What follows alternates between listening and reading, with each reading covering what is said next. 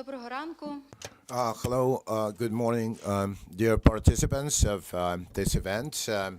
We would like to welcome our participants that have joined us online because our format today allows for being involved in both formats. My name is Svitlana Harashchenko, and I'm running the project Inclusive Economy. And in fact, I am one of the organizers or the co-organizers of this event. Today's conference is on the adaptation of the International Global Entrepreneurship Monitor methodology when it comes to the evaluation of Ukraine's entrepreneurship the ecosystem, and we're being financed. That's within a project financed by UK International Development, and we're glad to welcome you here, that you managed to join and be involved in the methodology issues. And today our colleague Nataliia Meshko will moderate this event, and she's a famous expert on the GEM national team, Ukraine, and she's the chair of Oles Honchar International Management Chair, and she's the director of Circular Economy Institute, who are the partners, actually the organization that did this research. And Ms. Nataliia will moderate this event and be sure that when it comes to the level of expertise and actually pertaining to this issue, that her help potentially will make this conference very interactive, very good. It's over to you, Ms. Nataliia. Thank you.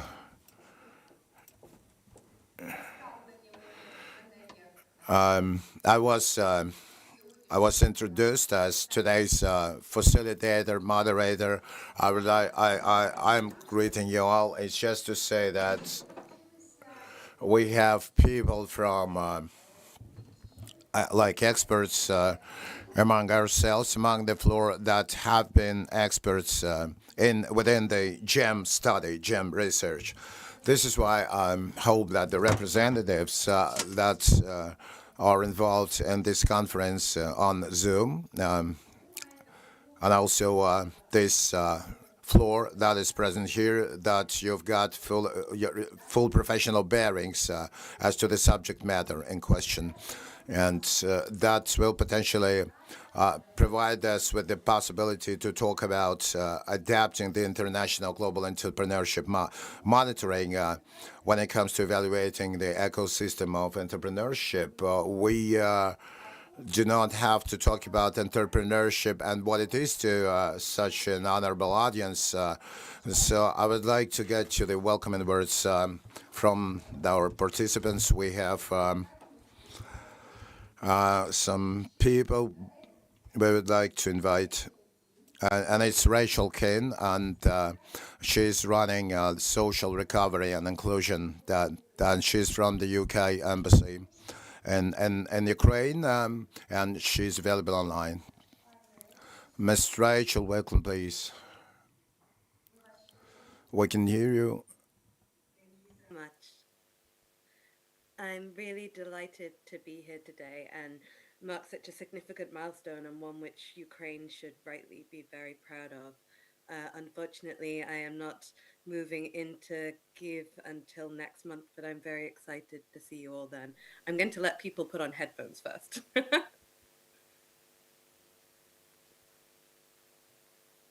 I know translation is a nightmare. I promise I'm learning Ukrainian just very slowly. Perfect.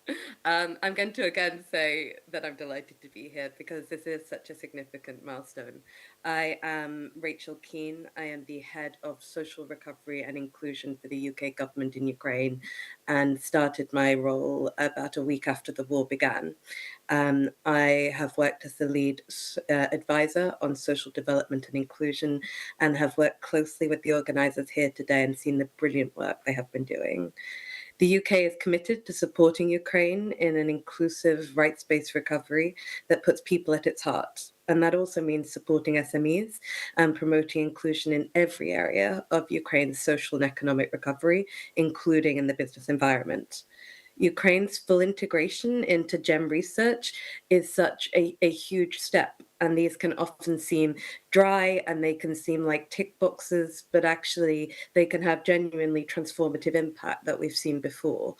It means that Ukraine will be able to align entrepreneurial strategies directly with global standards in a way I know many of you have been striving for. It opens doors for greater international collaboration, for learning, for growth, and it's a testament to Ukraine's resilience and commitment to advancing more inclusive, resilient economy and business environments in the most challenging of circumstances that I think most of us can't even imagine. So I think I'd just like to recognize the tireless work of the Deputy Minister, of the organizers, and of the entrepreneurs here today, because inclusive business is instrumental to Ukraine's economic and social future. It contributes growth, resilience, human capital, and more inclusive, fairer societies. Full-scale war, we know, has exacerbated the challenges faced by SMEs. Russian aggression has disrupted supply chains, shrinking domestic markets, limited access to finance. And yet, despite all that, at the end of 2023, we know that almost 91% of Ukrainian enterprises have resumed operations. And at the end of 2023, that meant SMEs comprised 99% of all business entities in Ukraine and 74% of all jobs.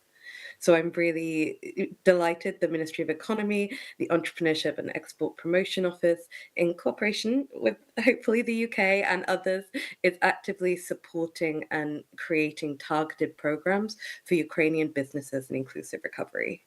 I think examples like the Good Governance Fund and the brilliant projects Svitlana has been leading on inclusive economy has been working to strengthen more inclusive labour markets, supporting marginalised groups, and we know addressing their needs, their rights, their priorities, as well as getting them into the labour market and into the economy is essential for Ukraine's socioeconomic future.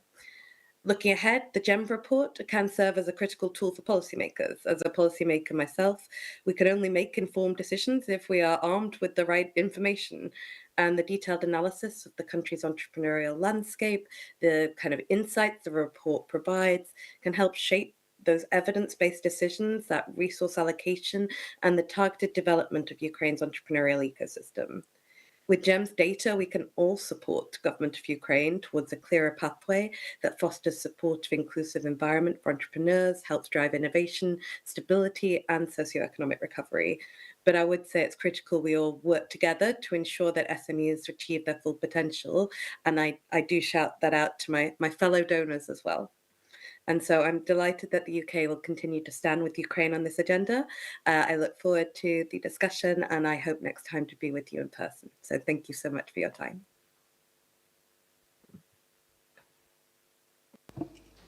Дуже дякуємо. Thank you very much, Ms. Rachel. Ms. Rachel made such important points that concerned the implementation of Ukraine's supports when it comes to the development of entrepreneurship and the ecosystem. Inclusion is one of the most important aspects, and we're going to talk through these matters today, and we're grateful to the representatives of the UK for their very substantial actions that we can feel, and it's like the manifestations of that real program. The next speaker that we want to hear from is Tetiana Berezhna, and welcome, please, Tetiana. Hello, good morning. Hopefully you can hear me well. I would like to welcome everybody, Rachel and the organizers, and thank you very much, British Embassy, Good Governance Fund, and the Ukrainian GEM team for the organization of this event. You know that we in the Ministry of Economy, we spend a lot of efforts to create new programs and for entrepreneurship to support female entrepreneurs, veterans, disabled people. And I absolutely agree that every policy, every decision, every program we make should be based on research, on data, information that will be the basis of this decision. So subsequently, we're happy when we have access to information, to the best practices that help us make such weighed out decisions. So we're welcoming Jam in Ukraine when we talk about challenges for the Ukrainian entrepreneurship. Entrepreneurs, we understand that's a big challenge, that now on the market there are plenty of programs, both state-owned and donor-provided, to provide for the entrepreneurs funding or access to learning, to studies. And it's good because we need to know how many programs and what they are they good or bad, and their efficiency. And the Ministry of Economy is working in this direction. But and substantial part of our programs is grants, and been available in like 1,000 grants to create jobs. That's programs for vocational training and the vocational professional training state services, and also that's organization of jobs for the disabled. And because of that, the citizens can realize their possibilities and implement their ideas. And there are other programs that we're also doing together with the Good Governance Fund and the British government. And our global objective is to use all those programs and show that possibilities are waiting for Ukrainians. Ukraine is waiting for Ukrainians to get back home. We cannot make decisions instead of them, for them. Those ones that stay abroad, it's safety of them and their family on the one hand. On the other, that's a possibility that the entrepreneur-centric things. Ukraine is waiting for Ukrainians, and we need to contribute ourselves to the ideas for the way forward. Ukraine wants to be associated not with risks but possibility that career-wise in a year's time you may achieve what you will unlikely achieve in 10 years in the country that receives you, though it's graciously receives you and thankfully. So we're very grateful to all our donors, the Ministry of Economy, and would like to wish you all productive discussion. And then I would like to wish you more benefits from the initiatives that are in question for both the entrepreneurs and the government. Thank you, Ms. Tetiana. And Ms. Tetiana is off now. It's just to say how much Ms. Tetiana's participation in our event is important, because Ms. Tetiana is responsible for the development and implementation of policies when it comes to employment and labor. So that's professional part of her activity, in our event. So, and the recommendations pursuant to the GEM study results will be the foundation for decisions to be made by people from government, from different from different branches of power in Ukraine, and also politicians, where. But we appreciate this fact that this event was organized with support from the Ministry of Economy, which stresses the importance of our study that we're going to present. And also another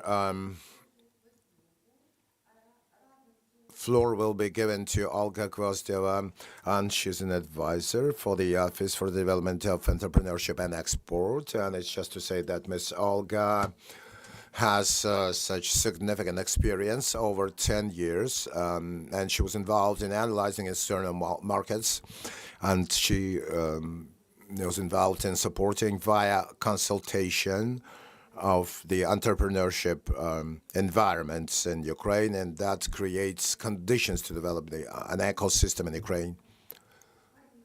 So this is why, Ms. Olga, the floor is yours. Thanks a lot. Good morning, dear colleagues. First of all, thank you, dear organizers, for inviting me. I am representing a young institution, a young state institution, which is an office for the development of entrepreneurship and export. But we got an ambitious mission. On the one hand, is to make Ukraine a country of entrepreneurs. And on the other hand, there should be more Ukrainian-made products in the world, quality products. And to achieve these goals, we provide services to entrepreneurs, to companies eager to go out to the markets, about which I will talk a bit later. But I myself am coordinating the analyticals and strategy at the office. And we believe that every strategy, every entrepreneurship support program cannot and may not be created without the understanding what the entrepreneurs need and without detailed analysis. So I'm delighted that this kind of study has become available with the GEM methodology in Ukraine. There are very many business demanded monitoring projects, but they're not well substantiated. There are plenty of those that we're becoming part of, and they pretty much give us understanding of current situation, but they're not much profound. This is why we're glad to use this particular study. We're going to put it into practice, and the recommendations that's already been highlighted in the previous study. We already have programs of actions that are pursuant to those recommendations. For example, there are.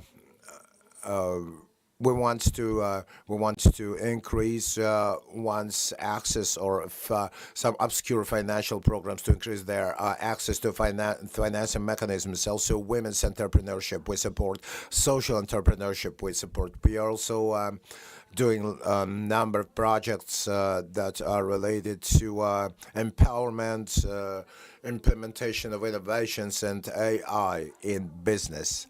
But of course, we also provide some range of services that help Ukrainian companies improve their capabilities to go to the external market. And that's most of the recommendations. I will talk about our services and hence recommendations a little bit later. But I would like to wish you a good productive event, and it's not the last one, and so we will take part in the next years as well. Thank you very much, Ms. Olga. And it's true, and we really value this fact that those study results will be implemented practically in projects, and your international activities via the strengthening of the export constituent of entrepreneurship. That's very important. Now, okay, now the floor is given to Svitlana Harashchenko. She's running the Inclusive Economy project. And let's just to say that Ms. Svitlana has been running our project, and that's part of a big program, and so we can feel the expertise. We can feel the expertise of running or managing projects. As Ms. Berezhna just said, it's growing 2.0, that is going up. That's being done by the UK together with the Ministry of Economy, and that's an important constituent when it comes to the development of entrepreneurship system in the Ukraine. And we're trying to lay down some sort of foundation for a system to be which would be powerful and competitive and world acknowledged. Thank you very much, Ms. Nataliia. I'm I'm a project manager, and I would like to say a few words about the project itself. As Nataliia and Tetiana said, that part of the project includes working with female entrepreneurs, with women entrepreneurs, and it's a growing trend. It's involving almost 260 women from different groups on maternity leave, also women that have been in business for more than 5 years. They want to scale up.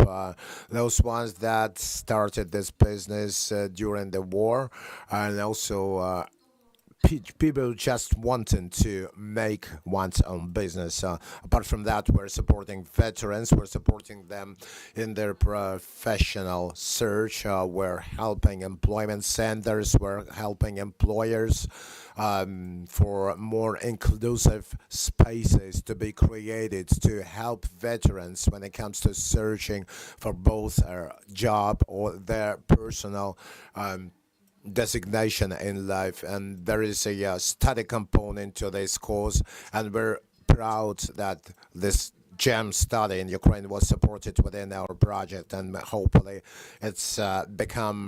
it will become a good tradition for our partners, our state institutions, for the Entrepreneurship Development and Export Development Office to use that when it comes to planning efforts, programs, and further support. And it's important to us to have this study research, because it's not just a study of the entrepreneurship system that is available in Ukraine, but that's also the understanding of barriers and needs you face every day. That's the disabled who wants to be business people. That's women. That's the countryside, and that's the part of the study that's absolutely important for us when it comes to building inclusive economy. This study, therefore, is important to us based on the goals of the project. And before long, I would like to thank our partners again, but extend our appreciation to both the UK and the Ministry of Economy of Ukraine. That is our reliable partner, listening into our needs, our remarks and recommendations, and also the Office for the Development of Entrepreneurship and Export. We want to thank because there's just a little event that is advertised. Because together with the office, we initiated a coordination team, a group that supports women's entrepreneurship, not just that, but also in digitalization. So we want to do strategic sessions in the near future, because we can see in our study and in the previous that digitalization is a very important thing for young business people, and especially concerning women who are entrepreneurs, just to look for synergy, to join efforts together as much as possible, and to work on this digitalization theme, where Ukraine is in the first place, is now among the world countries, to join our efforts as much as possible. Thank you, dear all, very much. Thank you, dear partners. Thank you, online participants. And I'm sure that today's conference will provide a lot of information for considerations and further activity. Thank you, Ms. Svitlana. I want to say that today we will discuss on the results of the study, and we want to look as well how exactly and with the help of what tools we will have to adapt international methodology to the activities of different groups, including the ministry, science, entrepreneurs. So everyone who got involved in this topic includes people that are involved in the development of Ukraine's ecosystem one or another way. I would like to thank the highly esteemed floor, the highly esteemed people present here, that it was thanks to their initiative, thanks to their efforts, it was possible to include prominent experts to do such a study that is called GEM.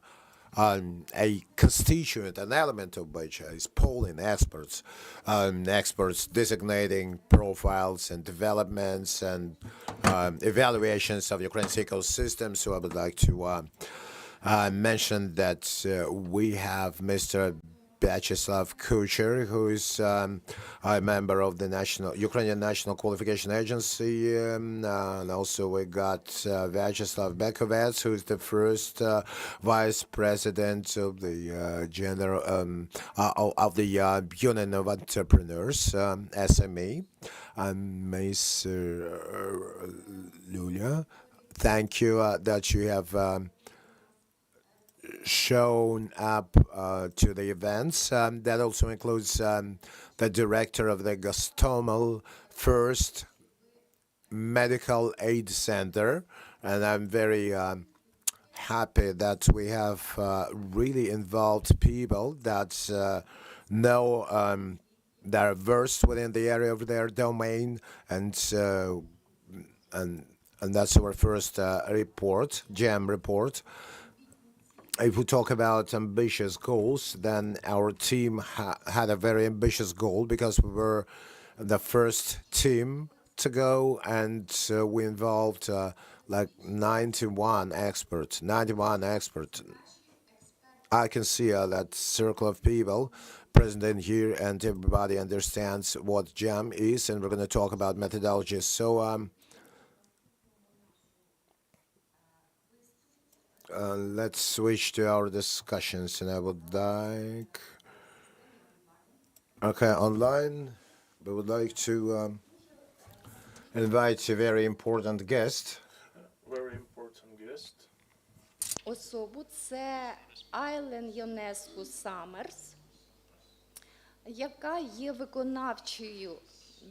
Доброго дня, пані Айлен. Виконавча директорка проекту Global Entrepreneurship Monitor. She is the, sorry, English, okay. Айлен Йонеску Саммерс, executive director of the project Global Entrepreneurship Monitor. She is leading the project since 2019. So dear Айлен is also experienced scientist, has a lot of professor and teacher experience, author of specialized books and studies. I would like to thank you, Айлен, for your support for Ukrainian team, and we believe thanks to your very support, what is a so valuable argument, we joined this important study in Ukraine in 2023 and 2024 became a part of the global report. Please welcome with applause and thank you, Айлен, for all of your support. So the floor is yours. For that very kind introduction, and it is really an honor and a pleasure to be addressing you in Kyiv today. I only wish I could speak in your own beautiful language, but that would have taken a great deal more preparation. So I'm just going to share the screen, my screen right now, because I have some slides to show you. This is a picture, basically very much a family picture of the GEM International Project community, only part of it, as you will see when I actually present my slides. Today, I wanted to talk about the involvement of Ukraine in the international project community and what that actually means. Now,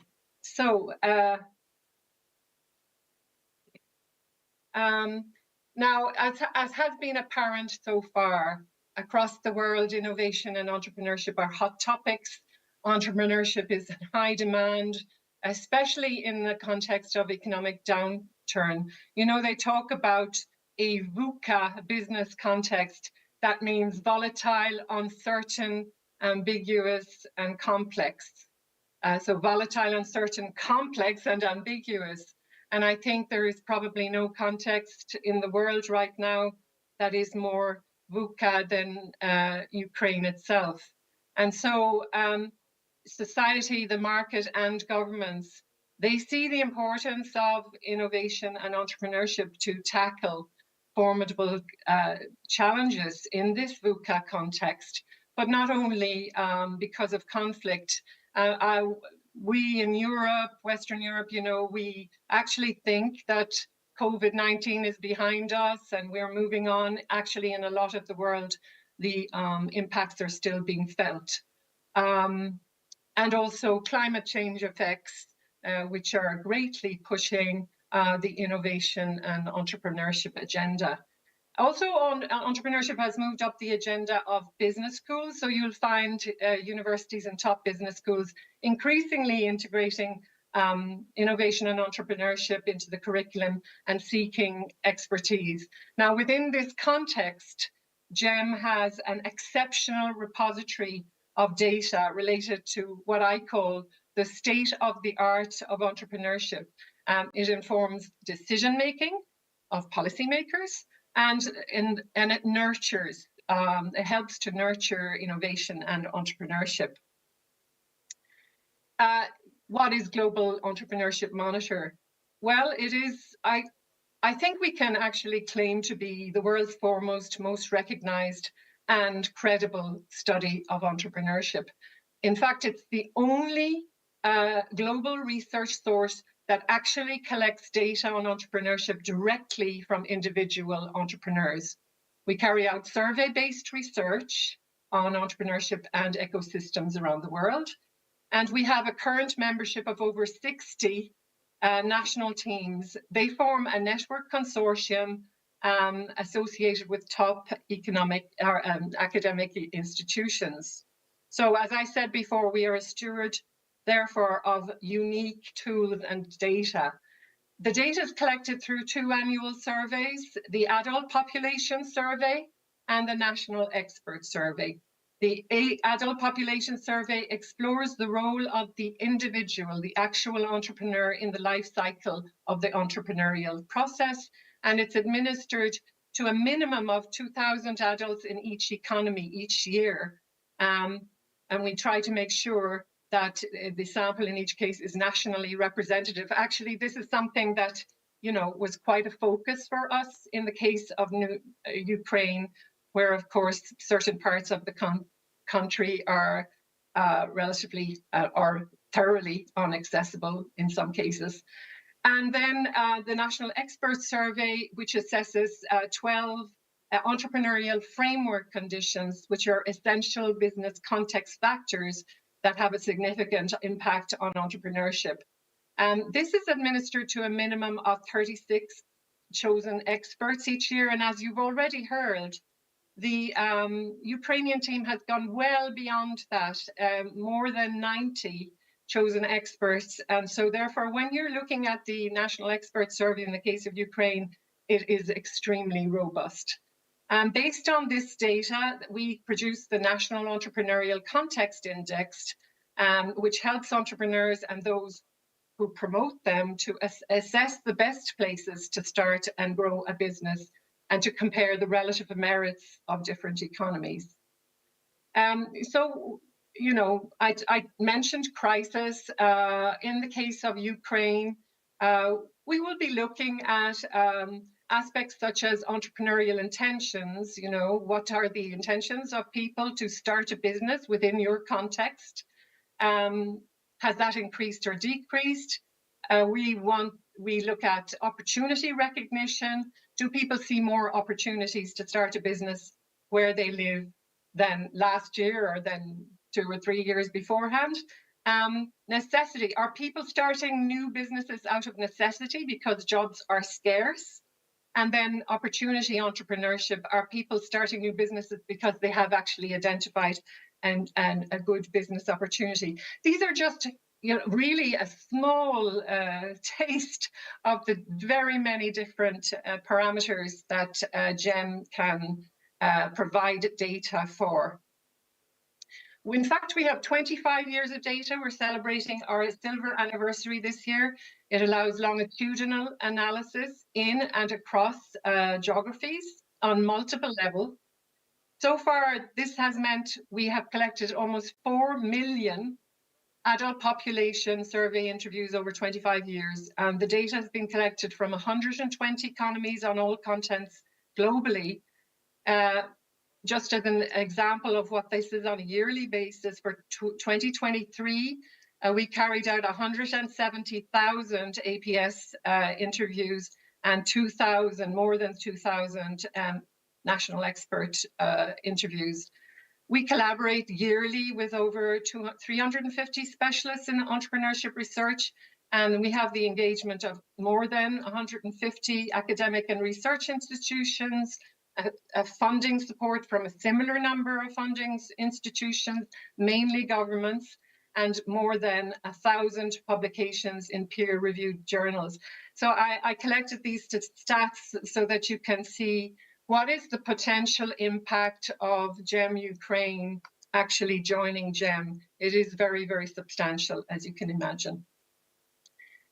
We benefit a variety of stakeholders, but I would say our primary stakeholders are policymakers that make better informed decisions related to promotion and support of innovation and entrepreneurship nationally and globally, and locally, and academics that apply unique methodological approaches to studying innovation.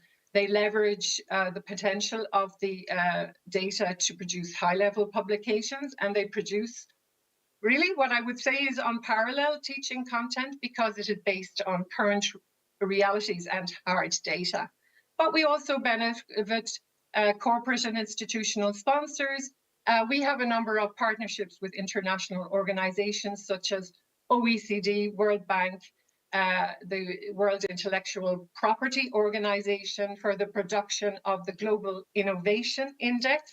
Yes, WIPO is actually using GEM indicators, some GEM indicators, to generate the Global Innovation Index. So again, this is very critical also for Ukraine. And then entrepreneurs themselves, where, as I said, they can learn where to invest their very scarce, sometimes, resources, and they can learn how to influence the key stakeholders for the kind of support they most need. Now, here is, I would say, our main product every year, which we are currently working on. Every year we produce this report. I would call it the global state of the art of entrepreneurship. Next year, we're going to launch it in February in Bilbao, and I think a representative of the Ukraine team will actually be there, which is absolutely great news. But apart from that, once we produce the global report, there's a plethora of national reports. All of the countries that participate annually will produce a national report, and as you know, this event is all about the Ukrainian report. But GEM also produces special topic reports on a variety of topics. We can do that from time to time on different subjects such as family entrepreneurship, or, you know, we actually wrote a report on diagnosing the COVID-19 impacts on entrepreneurship in 2020. But one of the staples in terms of the special topic reports, and I have already heard of the interest in Ukraine in women's entrepreneurship in particular, is our Women's Entrepreneurship Report, which is supported by a variety of organizations, including Cartier Women's Initiative, the World Bank Group's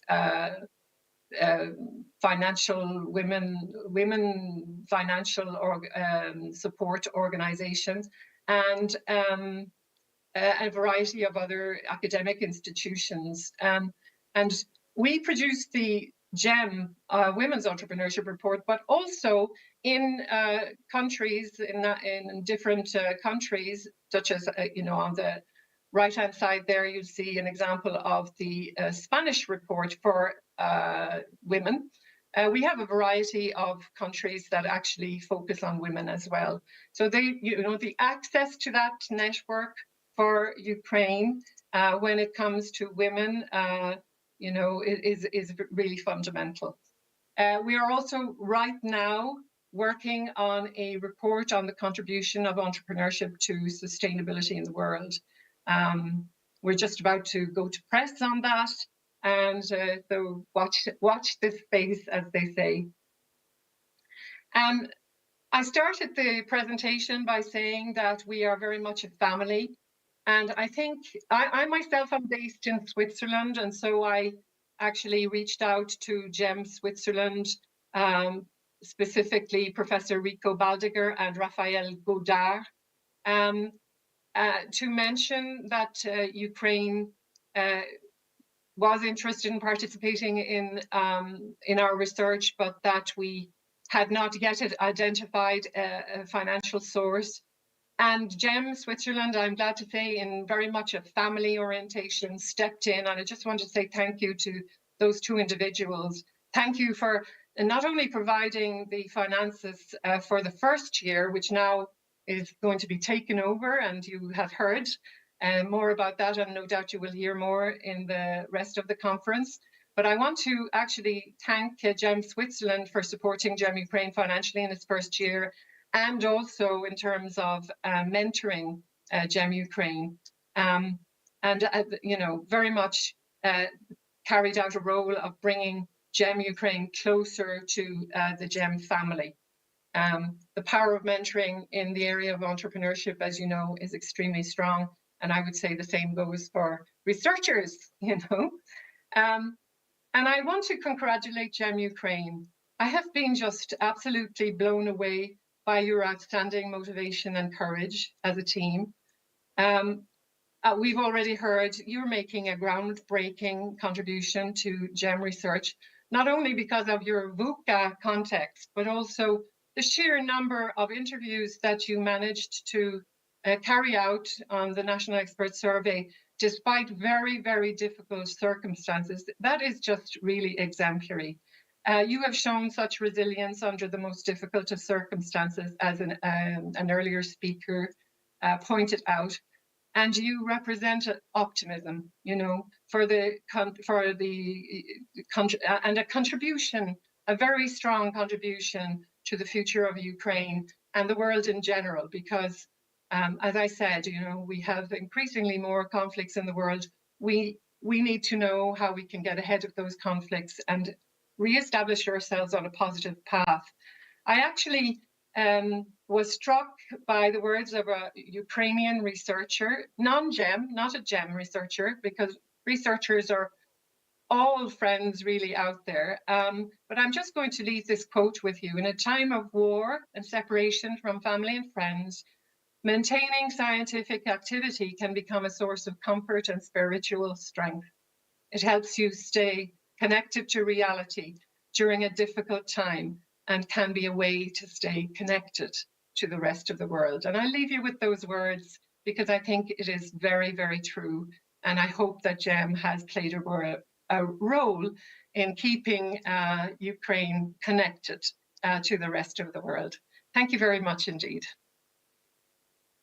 Дякуємо, пані Ален. Thank you, dear Lynn, for your assessment of our teamwork, for all of your support.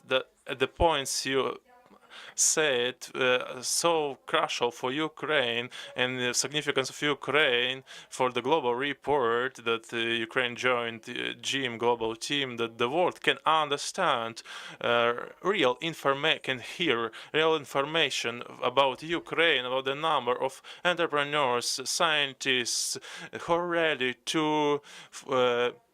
make effort to develop this sustainable ecosystem in Ukraine. Thank you very much again. Then To be here today. Окей. Так, наступний. the next speaker will be speaking about the Switzer. We could hear from Eileen. This is generally known info.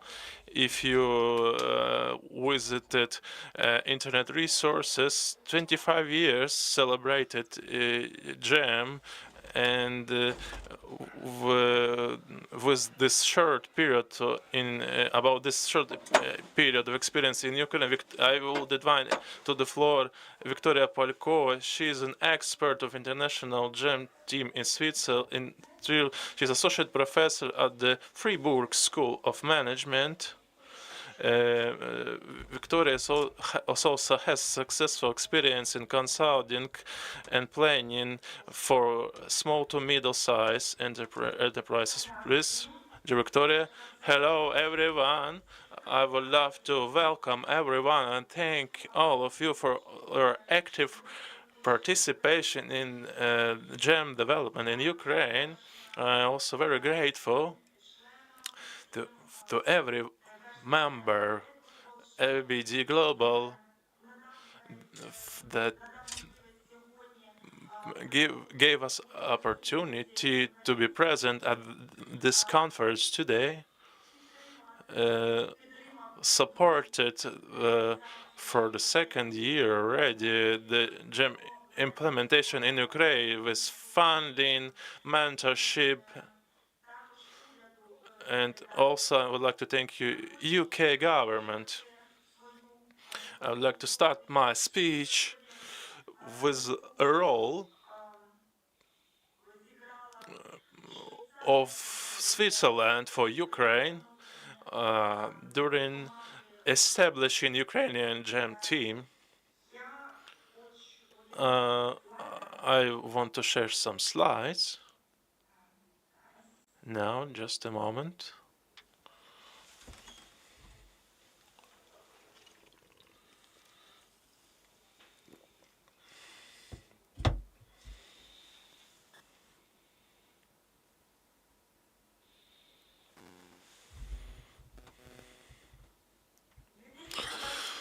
In 2023, I, together with my colleagues at the Institute for Circular and Hydrogen Economy, presented an initiative to create a GEM team in Ukraine.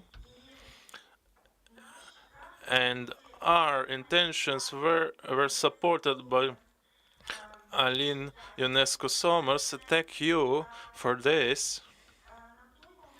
At that time, we asked ourselves where to get funds because the early participation in the GEM studies requires significant amount of funds and budget, and we were very thankful, as Aline already mentioned, that Swiss GEM team led by Rick Valdegi supported our efforts and our intentions and provided not only funding but also mentorship for our establishing Ukrainian team. As mentioned before, in 2023, we started this GEM study, collected record number of responses on national expert levels of the survey. We also got responses during a survey among adults. Unfortunately, not such fundamental results. Only 627 responses, but the requirement was 2,000. So there is a certain requirements for adult surveyees in a country. At least 2,000 responses should be there. But thanks to ABD and the United Kingdom government, this year Ukrainian team managed to collect over 2,000 responses, including booster surveys about vulnerable segments of entrepreneurship in Ukraine. Speaking of comparison, maybe you would like to ask me a question: how could we generally compare within a single study or presentation such two different nations like Switzerland and Ukraine. Switzerland, with their experience of participation at GEM over 25 years, with developed infrastructure, with high incomes per capita, with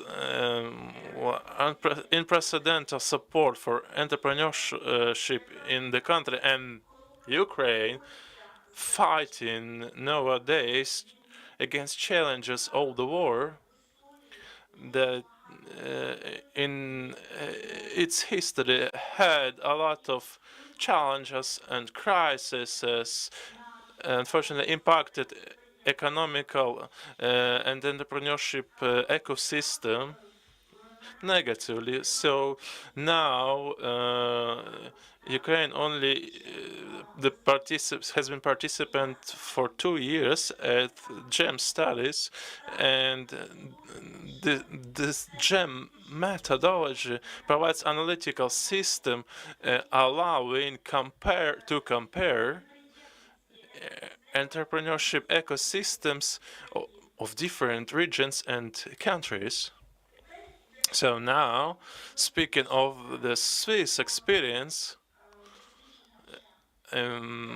of GEM studies, I would like to say they started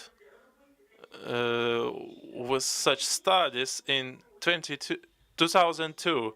Over 20 years, they have been doing this, and with every year, this studies expanded and expanded with many new parameters, specific dedicate special topic reports as women entrepreneurship, and the infographics were also expanded.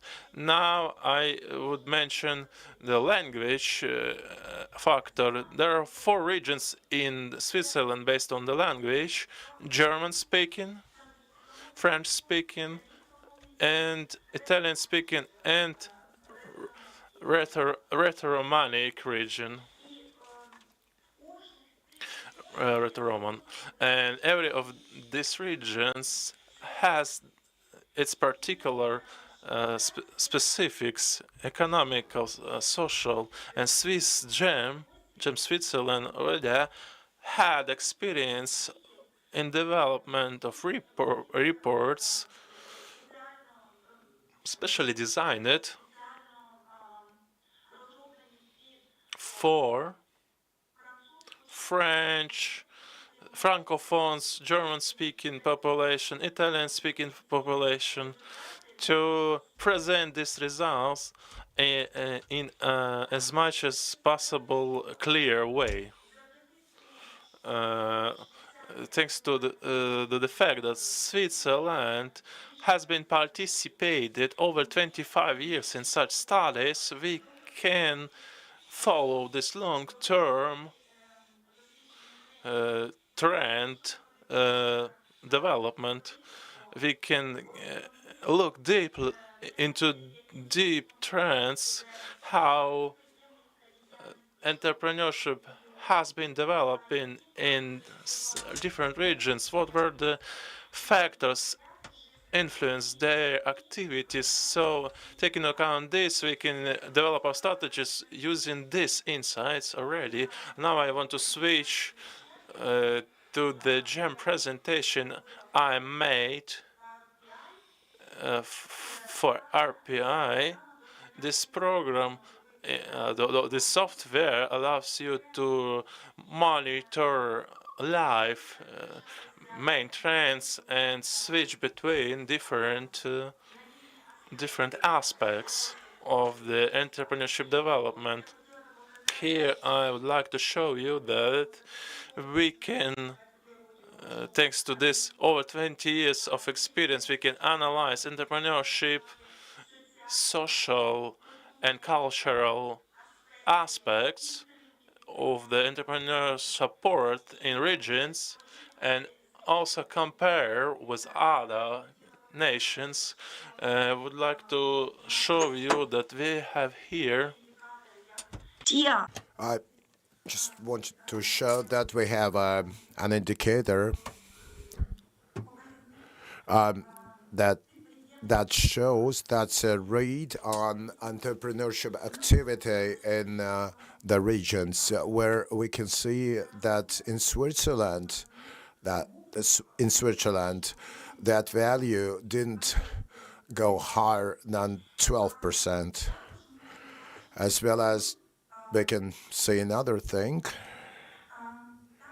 Well, we can also see another thing,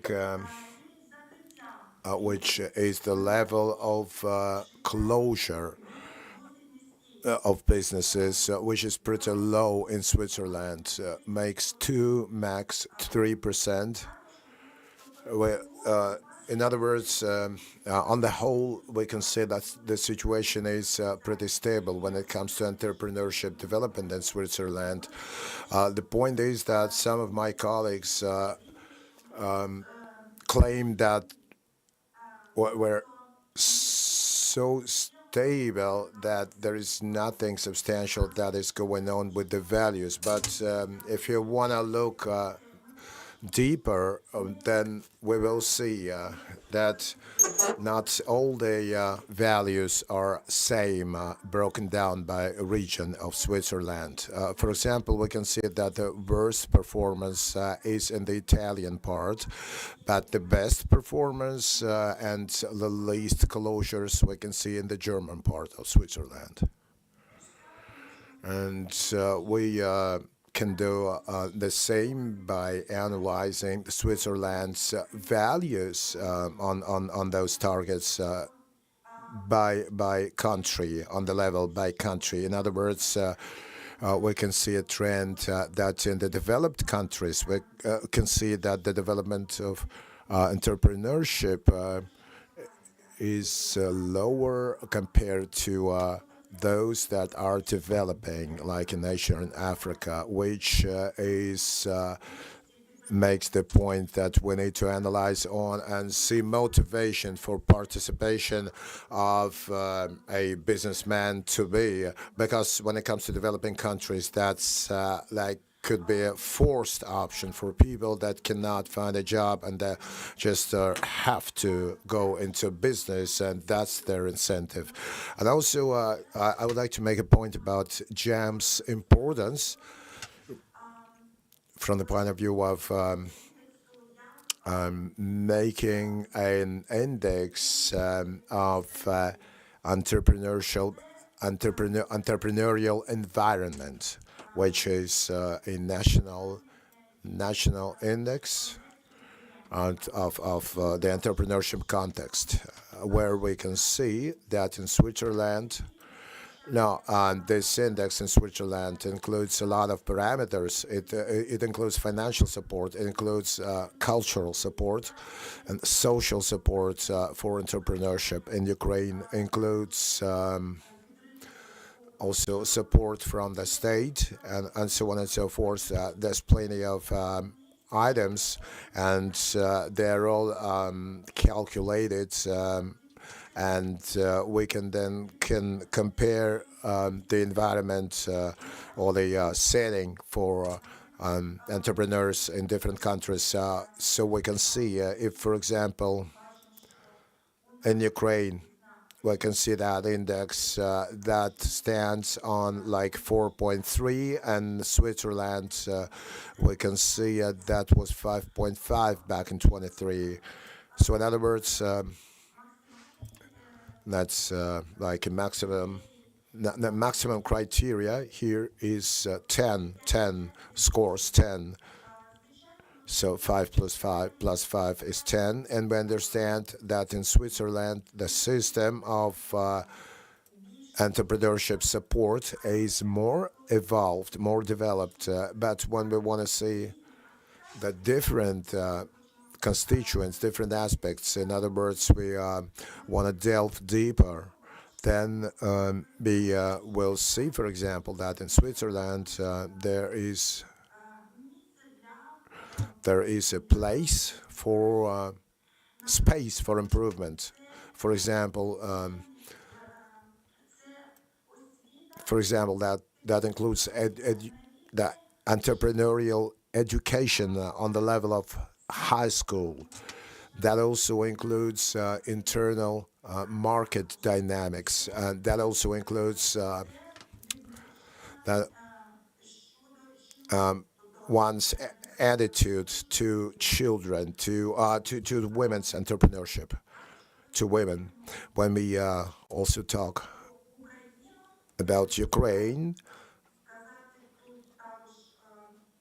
it's just to make a couple points that yes, we got a lower level, 4.3 compared to Switzerland. But if we, I beg your pardon, if you could switch to the last part of your presentation. I just would like, that makes my last point actually. I just want to demonstrate that in Ukraine that index for not 4.3, it's 4.3, but if you look into the neighboring countries, we will see that this index, this value is pretty high. We can see that in Poland, Romania, and Slovakia, the level is just the same or lower. Okay, before I wrap up, I want to say again that GEM methodology provides a lot of possibility to analyze entrepreneurship ecosystems as well as for making further politics for the way forward for the development of entrepreneurship. And here I just put together some themes that will constitute potential further study for the academic community that might be interesting. Thank you very much for your attention.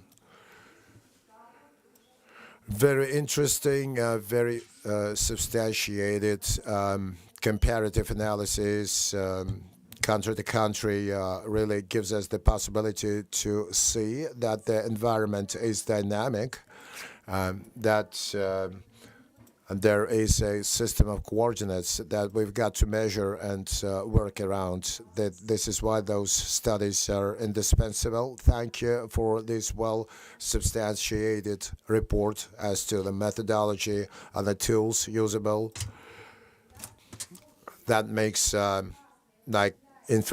provides information to the stakeholders who develop programs, support programs, who regulate this domain, and who form a certain institutional environment. Thank you very much, Victoria.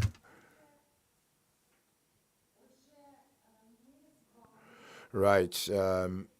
We were just talking about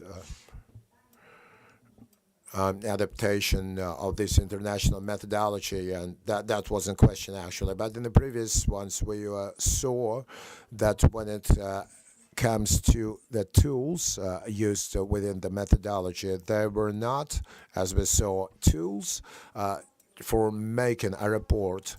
They were to lay down the basics for well-grounded solutions or decisions of all the organizations where the stakeholders are consumers of this information, and this will be further used for actions of governance and academia, organizations forming educational programs involved in supporting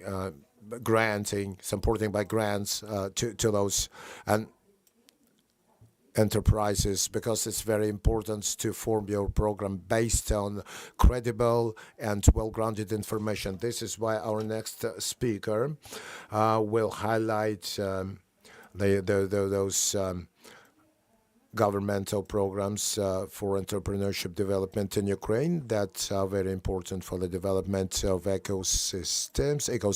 Daria Andrunina is given the floor, and she's from the Ministry of Economy, and she's the director of the employment department.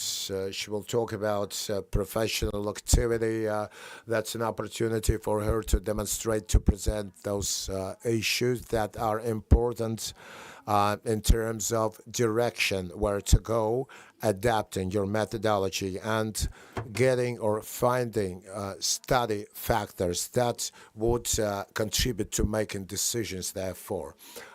Dear colleagues, I'm glad to welcome everyone at this presentation of the study. I would like to welcome everyone and congratulate on the study. It's a very strong point. As Ms. Berezhna, Deputy Minister, said, that's the well-groundedness, which is the top priority for our politicians when we make one or another decision.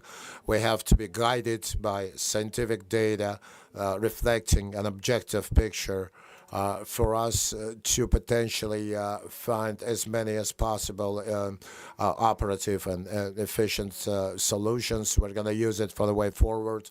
I will try to be very much in a nutshell because we're lagging behind a little bit.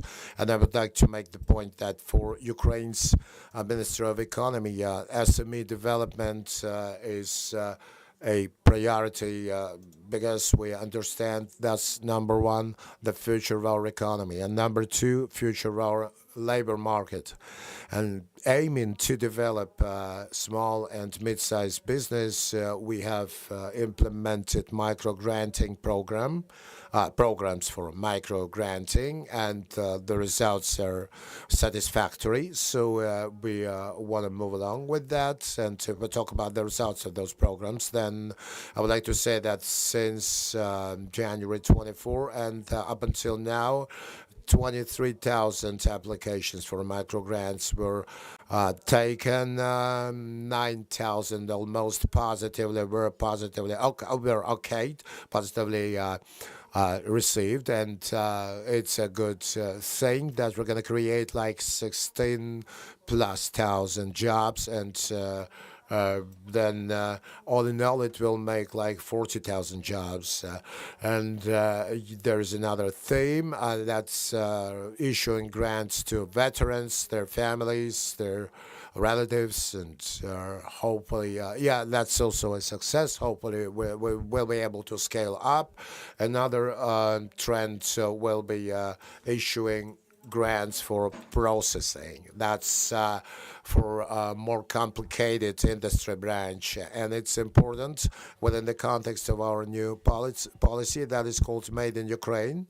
And the aim of this policy is that treating or processing industry should make up like 20% in our GDP because our economy needs to deviate from feedstock-based or raw material-based models. I would like to focus on the fact that it's not only important to help for us, develop your own business, create and develop your own business, but also it's important to teach the business people to be. And so we're very grateful to the partners that contribute to that learning part, to that teaching part of entrepreneurship, which is a pretty specific and brand new topic, because previously that was on an ad hoc basis, like vocational basis, on specialty basis, but entrepreneurship as a whole is a promising topic, promising theme,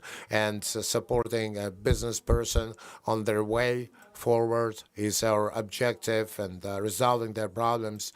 And we, as the Department of Employment, we keep track of those trends.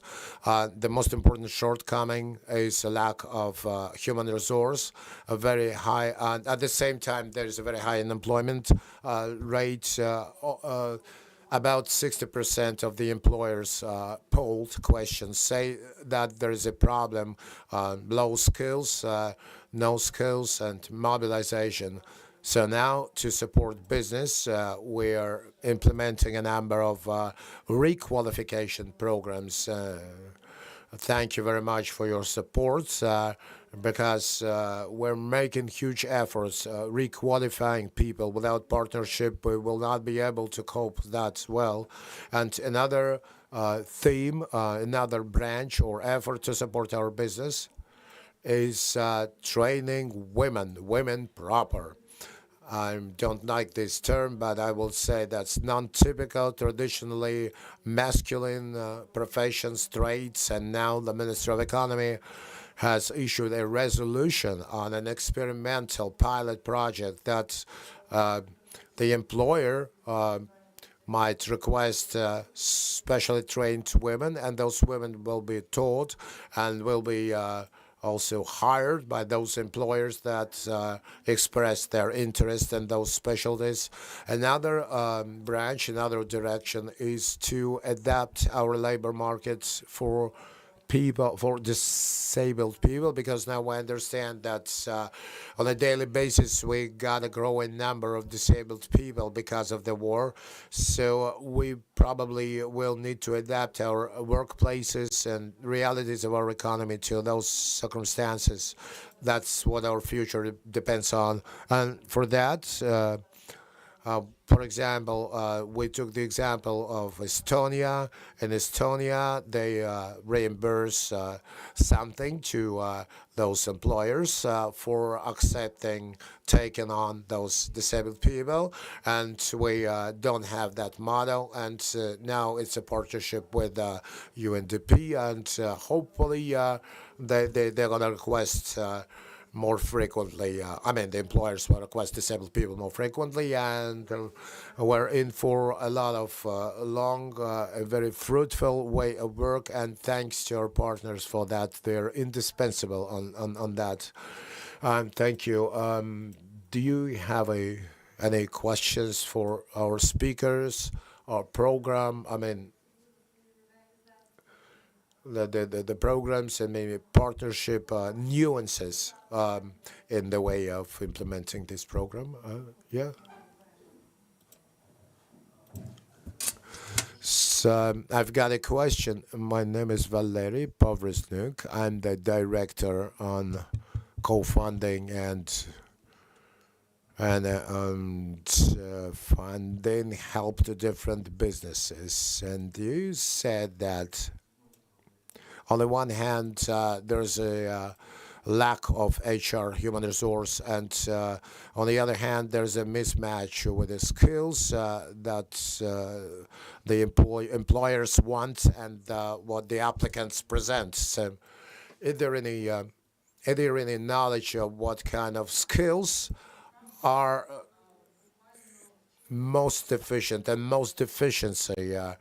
Most demanded. Yes, that's very much to the point, because yesterday we spoke about our projections for midterm of labor markets, and that was strategic Ukraine facility plan and employers polling and internet ILO projections. So what do we see? What it's a lack of skills, you just look around. You will see that lack everywhere, starting from the blue-collar professions up to white collars. Yes, engineering, there's such a gap, and more technical specialties. So when we launch our experimental project for women, there we prefer more technical vocations, more technical professions, because that's what is most demanded, and we had such gaps before the full-scale war.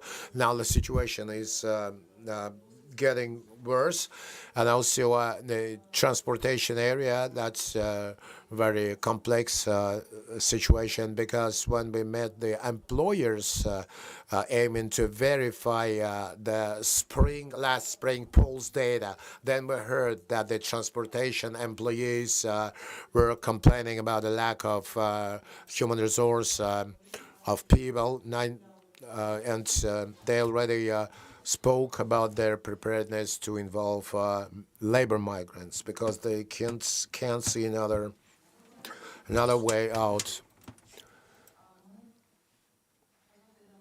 My name is Irina Kobalska. I'm representing a community of the Gostomel community, and I'm an active volunteer, and thank you for the possibility of participation. You said that you were developing programs, so that's for the integration of disabled people, the service people. All of that is on the level of like non-physical things, and that was methodology and processes and the building up of them. But when it comes to those frontline ones, little ones, communities that were shattered, and I just to provide them with basic things, that's the primary need, like critical infrastructure and medicine, and the right number of healthcare facilities. For example, in Gostomel, there is only one school, and we don't have budgets for kindergartens. And my question is, can we also include all those aspects that are a question that we need to develop entrepreneurship, we need parents to go to work, and before that they need to put their child up somewhere just for a comfortable habitation zone, But when we talk about IDPs, if it's up to them, they would unlikely choose those little communities. They'd better go to bigger cities. And that creates a skew because that would be a bigger people load on those big cities, while in smaller ones they will get down to zero when it comes to midterm and long term. Thank you very much. You have raised a pretty acute topic indeed, hot topic indeed, and that's the complexity of our recovery, economic recovery. I can tell you that those programs that we're talking about are aiming to provide compensation for the employers. That also includes unemployment insurance that should be made compulsory. We need to understand that it should be tailored, that support for every community, because we need to understand the difference between a Kharkiv community versus Karpati community, different needs. We're working with our international partners to see a recovery of the ecosystem, not on an ad hoc basis that should support one enterprise, but it's rather creating the complex ecosystem. So here I think we need to ask our questions to the Ministry of Infrastructure because that's mostly their domain. And we sort of we're forming such a comprehensive support to the entrepreneurship, but we're not involved in the building. So yes, a work group needs to be formed, needs to be set up. Because in Gostomel we can talk about the nearby Bucha community and Irpin community, and talk about some previously occupied territories of the Dnipro area and others. That's the cooperation between different regions. That's the key to one of the keys to everything. Thank you very much. Some more questions? No, it's very good. We just had a working discussion that really discovered new aspects.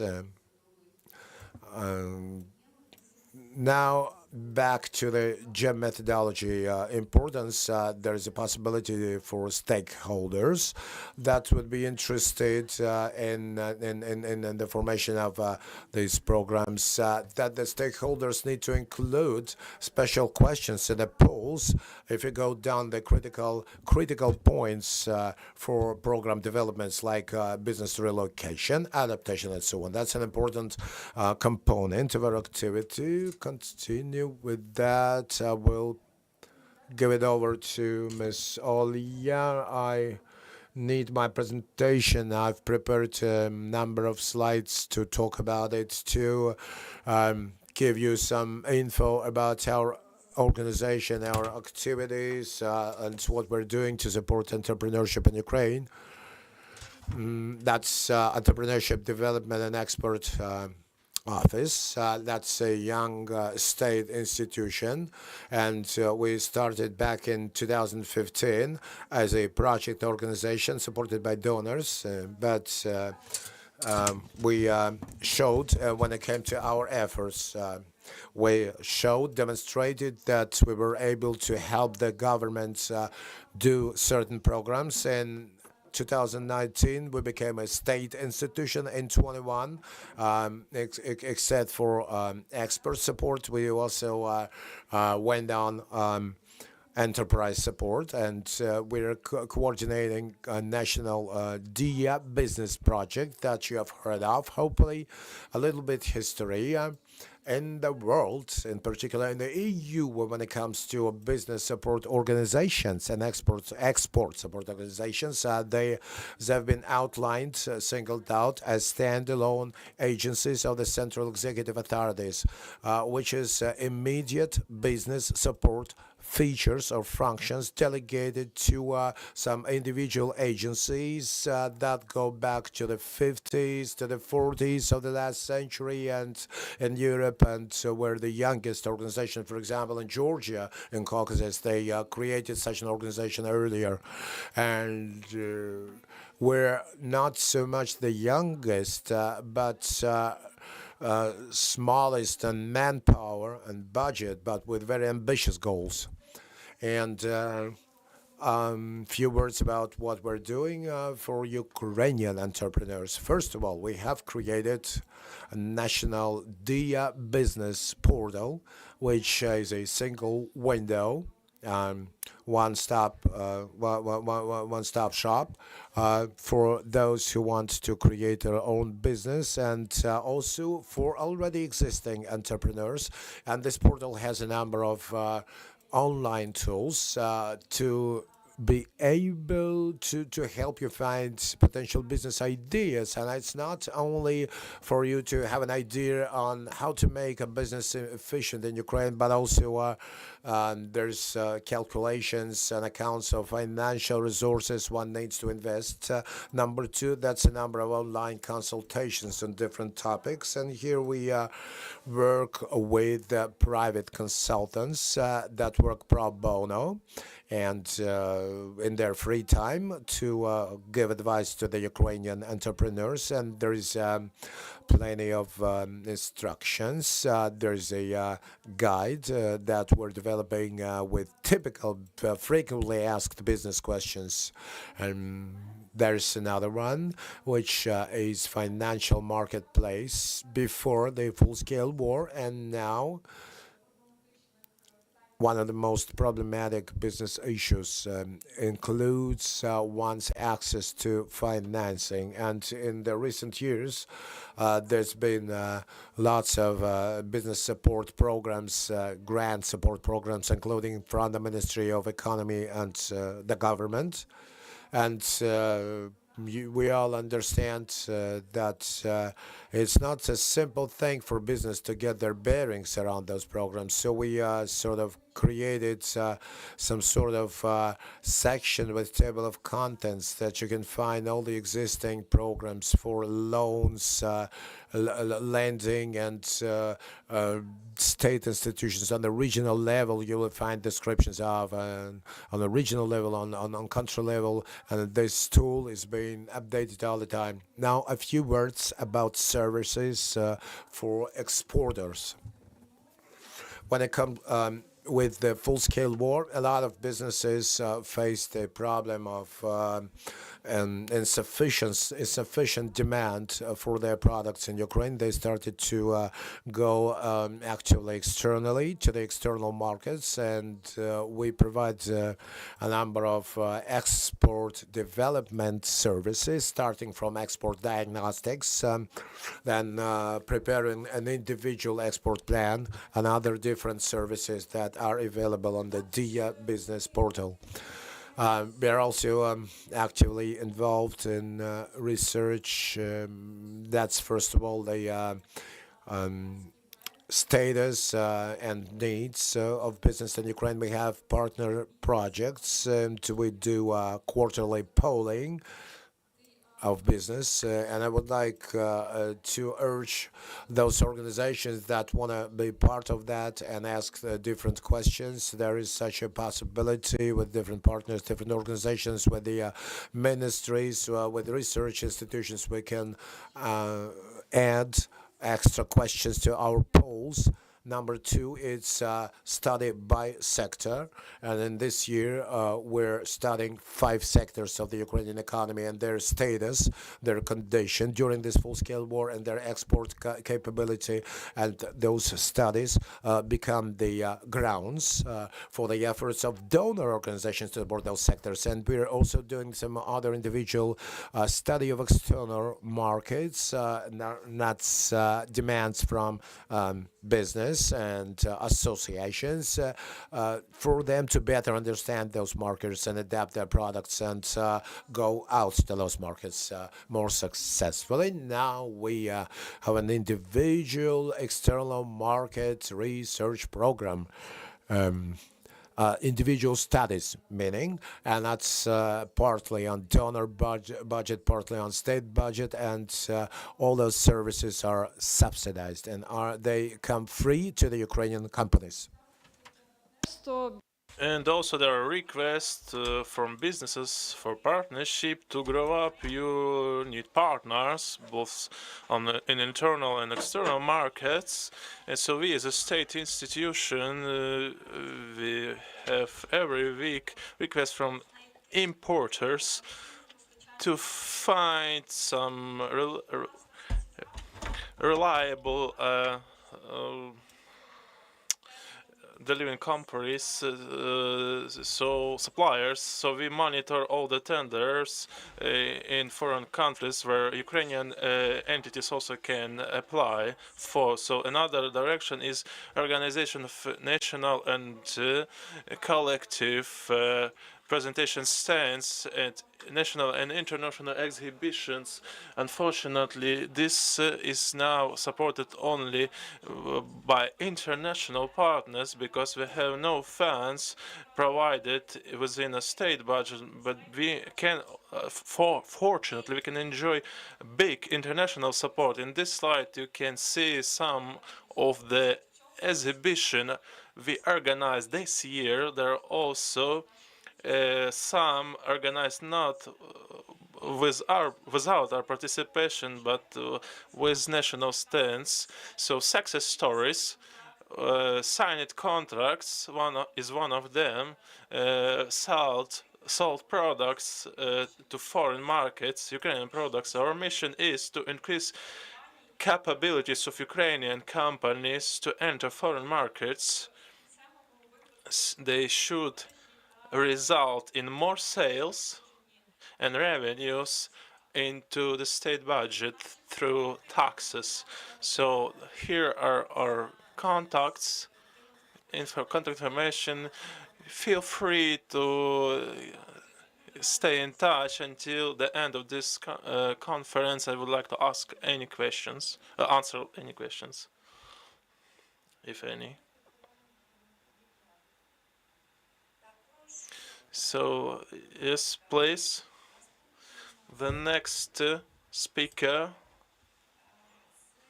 is Katerina Doroshkevich. She is available online. He will speak on the ecosystem entrepreneurship in Ukraine and expert assessment of the state under conditions of war. She's an expert of the National GEM team in Ukraine, associate professor, PhD in economics. She's associate professor of the Lviv Polytechnic National University. She also participated the project and worked on new surveys that we can provide new data to GEM study. You're welcome. So hello, dear participants. This is an honor to be present. I am only a newcomer in GEM team. I joined only this year, but I want to say how happy I am to be with you. And this year we had a synergy worked out in both methodologies, and so the outcome was more than we ever expected. So the outcome is far more than we expected. Yes, thank you. I hope you can see my presentation. Not yet. And now, yes. Yeah, you are welcome. So my speech today dedicated to the entrepreneurship ecosystem in Ukraine, expert assessment during the war. I would like to address main components of my speech. So main parameters of entrepreneurship activities on the regional and industry levels, by industry and region, also gender aspects. I'd like to start with key parameters, indicators of the entrepreneurship activities. There are indicators following the GEM methodology. This model has been used as an example, as a basic model used within the GEM methodology. So please look at this. As you can see, carefully studied where all the stages of entrepreneurship process, starting with the potential, when concepts are arising and the companies are founded, and also the events if some leave in the business. As Victoria also said, the entrepreneurship activity, totally early stage entrepreneurship activity, TEA, is a study on newcomers in the entrepreneurships who only recently started the businesses, but also those who provided their businesses over 18 months, until 18 months. So the deep study of entrepreneurial profiles by sectors, industries, and also the impacts on their companies by economical, how it impacts the company impacts entrepreneurial growth, economical growth, and which innovations it brings. So there are some 4 stages of assessment of the ecosystem. We assessed stages of entrepreneurship, calculated this TEA index. I will speak in details later. So national entrepreneurship index, NESI, so Victor mentioned this in my comparison table. We also evaluated general economical situation, allowing us to make this comparison by the NESI factor, and also another factor was assessment of informal investments. So speaking of the stage 1 entrepreneurship assessment, we wanted to find general trends for the Ukrainian ecosystem in early stages of businesses by profiles and models of their entrepreneurial activity and the reasons why they stop their business activities. So I would like to explain, in my opinion, why TEA had its leading place in the GEM methodology, because it is believed that those early stages of entrepreneurship, when the businesses only are born, they are most vulnerable. That's why all the recommendations we provide and all the events should be, all the measures should be directed to help them. That people not decide for living business, but also just established as new entrepreneurs. And so the relative indicators is the share of the population between 18 and 60 who are owners or managers in newly founded businesses. It's not only as a crucial component of the environment evaluation component, but also the key indicator for investment climate in Ukraine. So another NESI factor consisting of 13 components: infrastructure availability, financial resources, cultural and social norms, supported by they support scientific and academic development, innovations. It gives the general view of the entrepreneurship climate, is a valuable tool for politicians and scientists, as Victoria also demonstrated an example. This comparison analysis between different economies. So specifically to allow this comparability and make our study smart, so it should be measurable, relevant. We had to address certain macroeconomical factors that would allow us to compare some comparable countries by the level of economical developments and have certain common features like Ukraine. So we funded some groups, formed some groups to allow. So it was GDP per capita. So we used data from the World Bank and a new indicator, not traditional for economic science, but also for practices at all. It's informal investment. Informal investor are person who invests personal funds into companies that they are not related to by family or otherwise, beyond the venture or other kinds of official capital. Gemetology studies the role of unofficial investors because their role for entrepreneurs provides key impact on availability of funds. Unofficial investments are one of the most popular here. So speaking of regional and industry structure of entrepreneurship, we know that in Ukraine, what Victoria already also mentioned, Switzerland has its own regional language and economic developmental peculiarities. Ukraine, we have different specifics. I come from the west, from Lviv. I understand Lviv has been traditionally a region where the services were prevail, a touristic center of Ukraine. In the east of Ukraine, there were much industry, core of Ukraine. Nowadays, as we assess the ecosystem during the war, we can see, as you can see from the slide, there is a shift between regions in their contribution into the industrial development evaluated by the National Bank of Ukraine. We can see shares are redistributed and shifted from the east to the west, central and northern regions, and also the capital, Kiev. We also said about added value, how we should encourage to create this added value within our country. Unfortunately, based on 2022, we could see only losses, the most of them in the industries, 17% in Ukraine. This is also connected to this redistribution. So now, speaking of the GEM ecosystem, we also included regional and industry-specific features.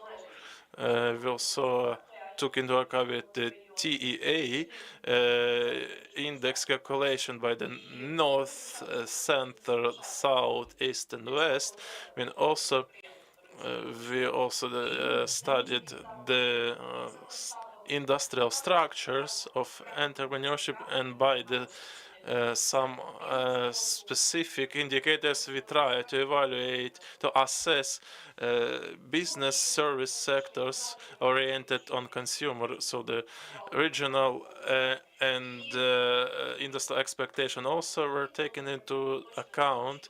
So one of them is expected employment calculated through the numbers of new vacancies created by companies, gender aspect.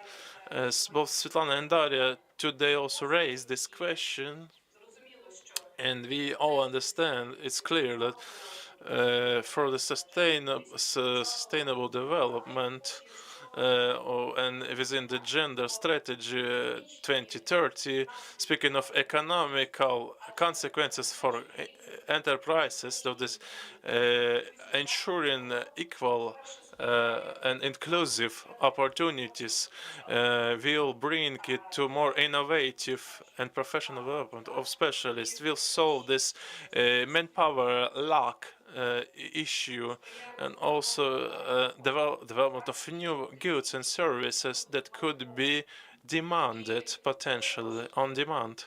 So during adaptation of this GEM methodology, we also paid attention to gender policies and inclusion, and you can see here dynamics in gender indexes, including Ukraine in its place in ratings. We made a comparative analysis about gender gaps and development index, gender-based, and gender inequality development index. And the results are unsatisfactory. Unfortunately, we are like in 66th place among 160 countries. So gender participants were, gender inclusion were included by us in different stages, and also so we paid attention to the like attitude to the business, to for starting a new business between among men and women. So also another example was female entrepreneurship. So women entrepreneurship. Let me explain you this basic model we took from the global GEM methodology, and we try to adopt into national methodology as a social cultural aspect. We studied national and framework of the entrepreneurship, basic condition, improvement of innovations, application of innovation and best practices, individual capabilities of female entrepreneurs, psychological and demographical aspects, and also their value, social value. So during this study, women entrepreneurship also was evaluated by stages, by influence, and by arts, by types. So in the result, we calculated the number of vacancies possessed by female workers, and also added value created by them. And we also tried to research on what were the reasons that brought us to this state, to this condition. So we studied individual research on individual factors like motivation, like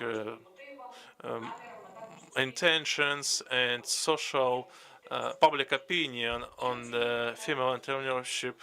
And we also studied the differences between the stages described by several indicators, and also, as mentioned before, informal investing. The model was dedicated to study the framework and also national programs to support female entrepreneurship. For this, we learned the legislation and also several resolutions of the Cabinet of Ministers of Ukraine. Thank you for your attention. That's it from me. I'd like to answer questions, if any. Thank you, Katerina, for your grounded speech about the Ukrainian ecosystem with digital, statistical, graphical methods of presentation. Dear attendants, ladies and gentlemen, anyone has questions? Yeah, please, well, thank you. My name is Irina Mazur. Thank you for inviting me here. It's so much interesting facts. And as you said, I am a national expert. I am acknowledged as a national expert in entrepreneurship. I am a professor at the Taras Shevchenko University. I am a member of the small and middle-sized privatized and businesses in Ukraine. So I have a question to Katarina. Please, can you say why in the ecosystem of entrepreneurship you didn't consider social entrepreneurship? And sorry, and how do you understand what is the social entrepreneurship in general? How you can describe this if you can?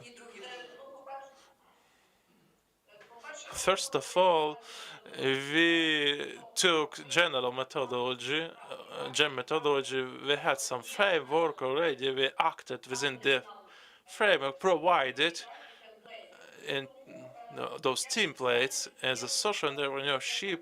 Uh, we didn't took into account as a separate part. We could make an initiative, as Eileen said before. She made examples from Spain, where the female entrepreneurship were dominating in the GEM report. Maybe we could make such a proposal, however, we didn't. But in the next year, we could raise the question again.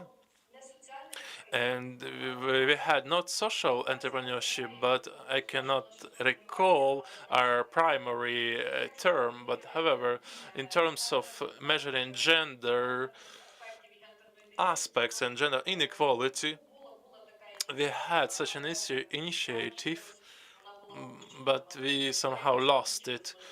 Victoria, maybe you could help with this because you had more experience from the last year. The matter is that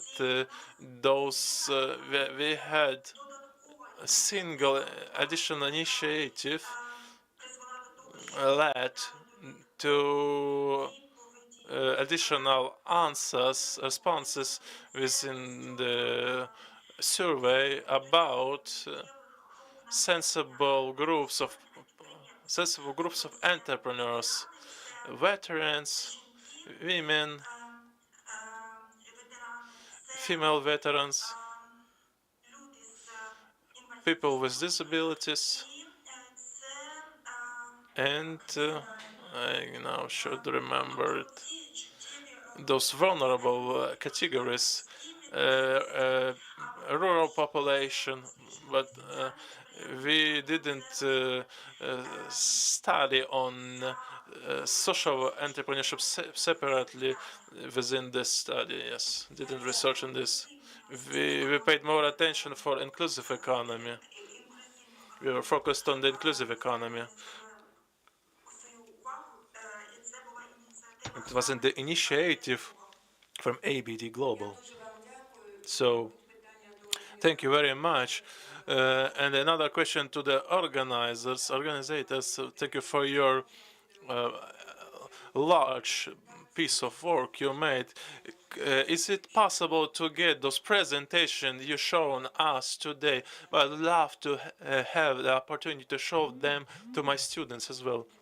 I can say also within this project, we also made a white paper called GEM Methodology, Peculiarities in Tools and Results.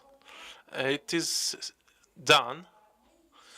We are going to present it and publish online. Our partners already made their assessment. The work is done. In the speeches were made by Victoria Palkova, concerning GEM tools methodology. It will be another speaker, and they also are part of this white paper. And the materials you asked from Katarina are also there. We can share, provide the info. We will be in touch for future events, for cooperation, and elaborating new possibilities. So I can also confirm that I also took all my materials from the white paper. I invented nothing beyond the white paper. So I presented nothing beyond the materials available in the white paper.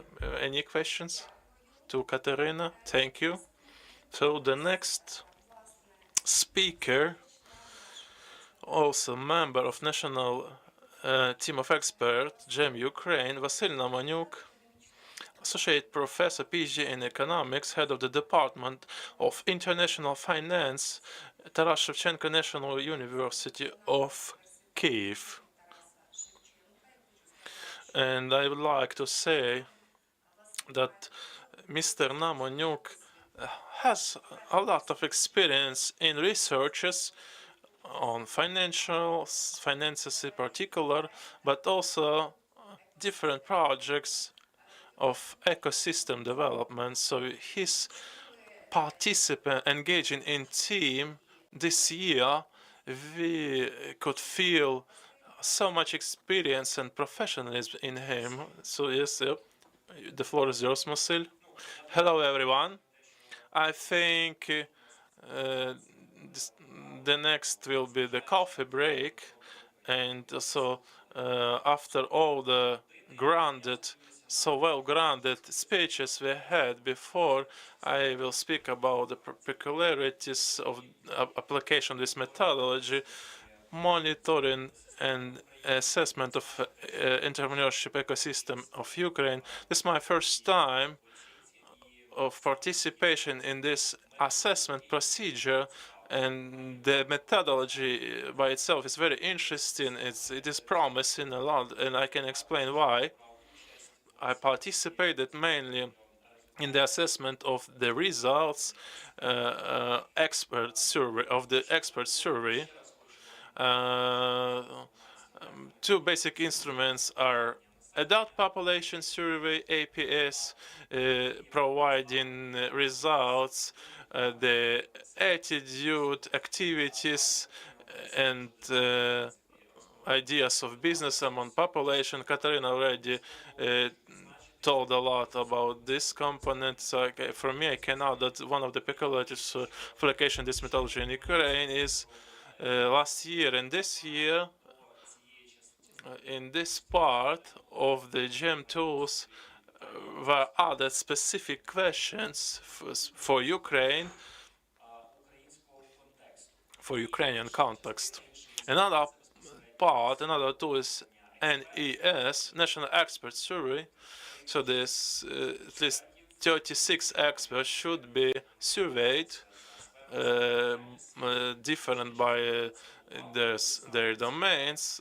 So I will tell more about this next. And this assessment brings better understanding of the national ecosystem.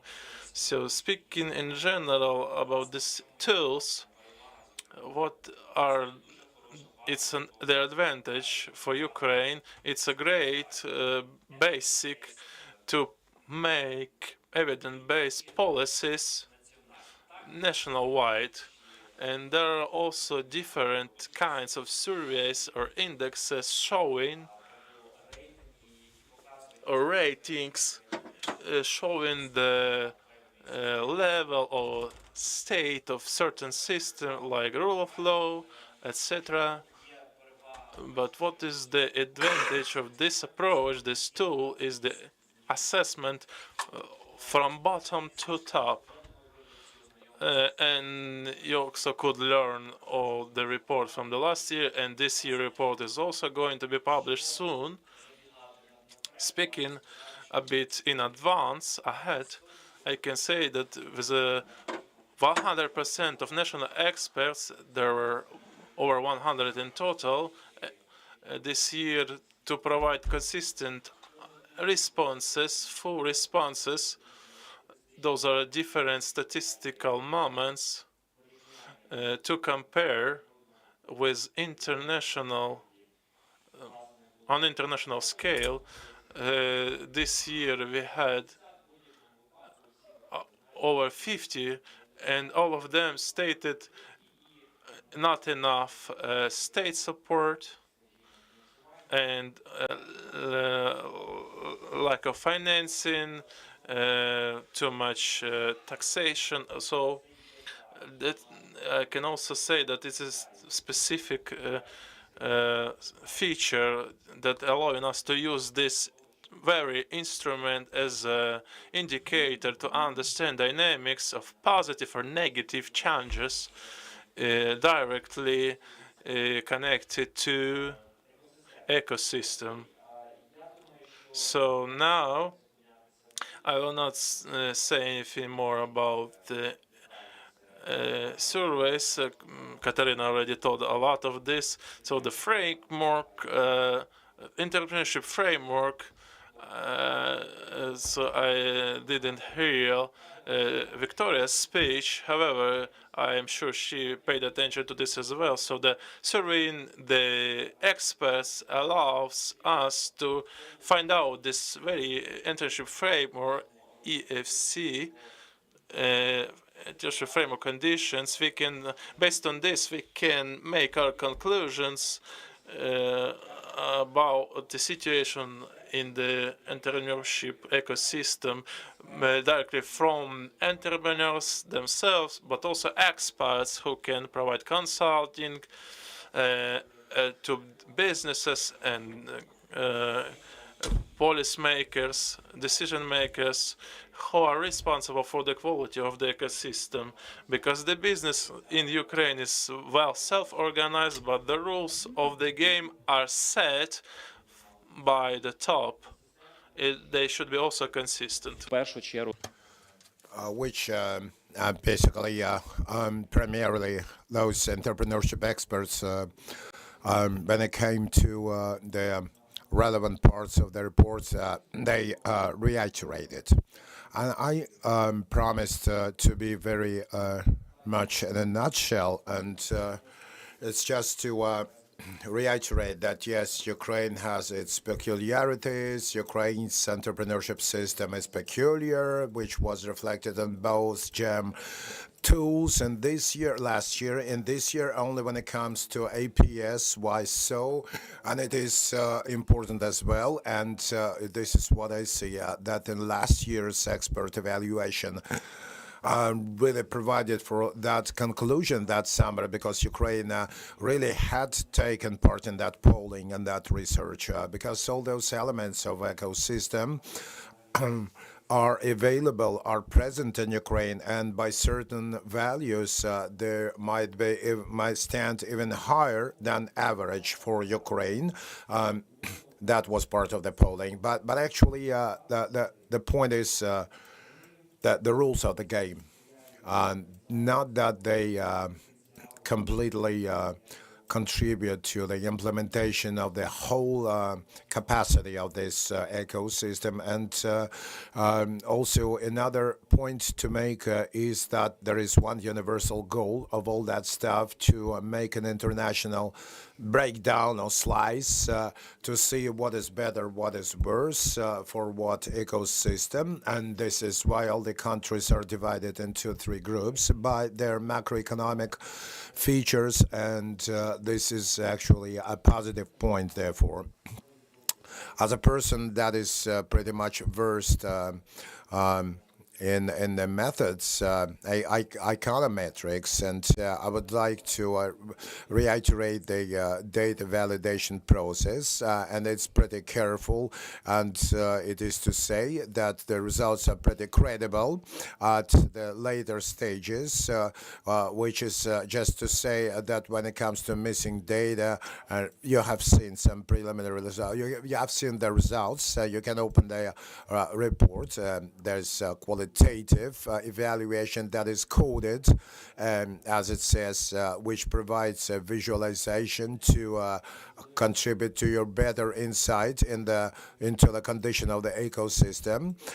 When talking about the prospects of development, we can see them in dynamics. In any case, there is a slight lack of the Ukrainian context, which is regular thing, but it's just to reiterate that those peculiarities have been captured by the standard methodology. Just one more point to be made. How is the methodology peculiar? I've already mentioned the two tools. That's adult population versus expert polling. So these questions and either of the polls don't duplicate, but they rather intensify, contribute more, and they provide from different angles, from the angles of different groups of participants of this ecosystem, give them the possibility to evaluate the condition, evaluate the factors, the drivers, or the brakes, the ones that really pull back. And this integration of those values, of those items, is generated into the national profile of every country that is participant of that polling. Just very much in a nutshell, I'll be wrapping up because during the break, you can approach. I'm wrapping up because during the break, you can approach me and I will answer your questions personally, privately. Thank you, Mr. Vasil, for cutting down your presentation time. That we've approached some pleasant pastime eventually. And it's just to make the point that we're breaking up until 12:20. And we got more speakers afterwards. And I'm waiting for Rebecca to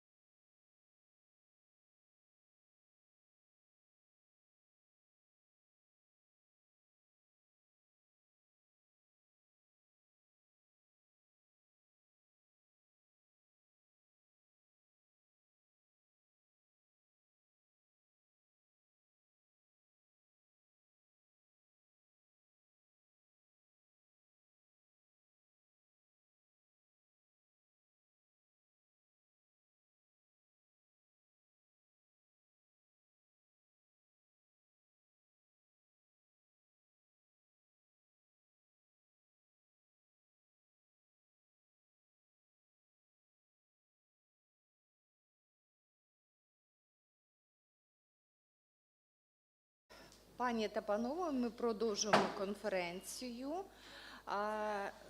Аудиторія, яка в Zoom Zoom conference online. Please pay attention to the screen. Please scan your QR code on your phones because we want feedback from this conference. We need to understand how much to we would be able to talk on what and how to plan our next meetings. Okay, our conference members, our participants online, please scan the QR code and please fill out the polling data. This will be important. Now let's switch to discussion. An important next issue for us will be modern state-of-the-art entrepreneurship support programs in the activities of the Chamber of Trade and Commerce. We got representatives from different structures that are involved in this issue, but the floor is now given to Olga Shubina, and she's running a center, which is Export Support Center of the Chamber of Commerce of Ukraine. Hello, I'm here. Hi, everyone. I'm glad to hear everyone. I'm glad to welcome everyone, and I will show my presentation.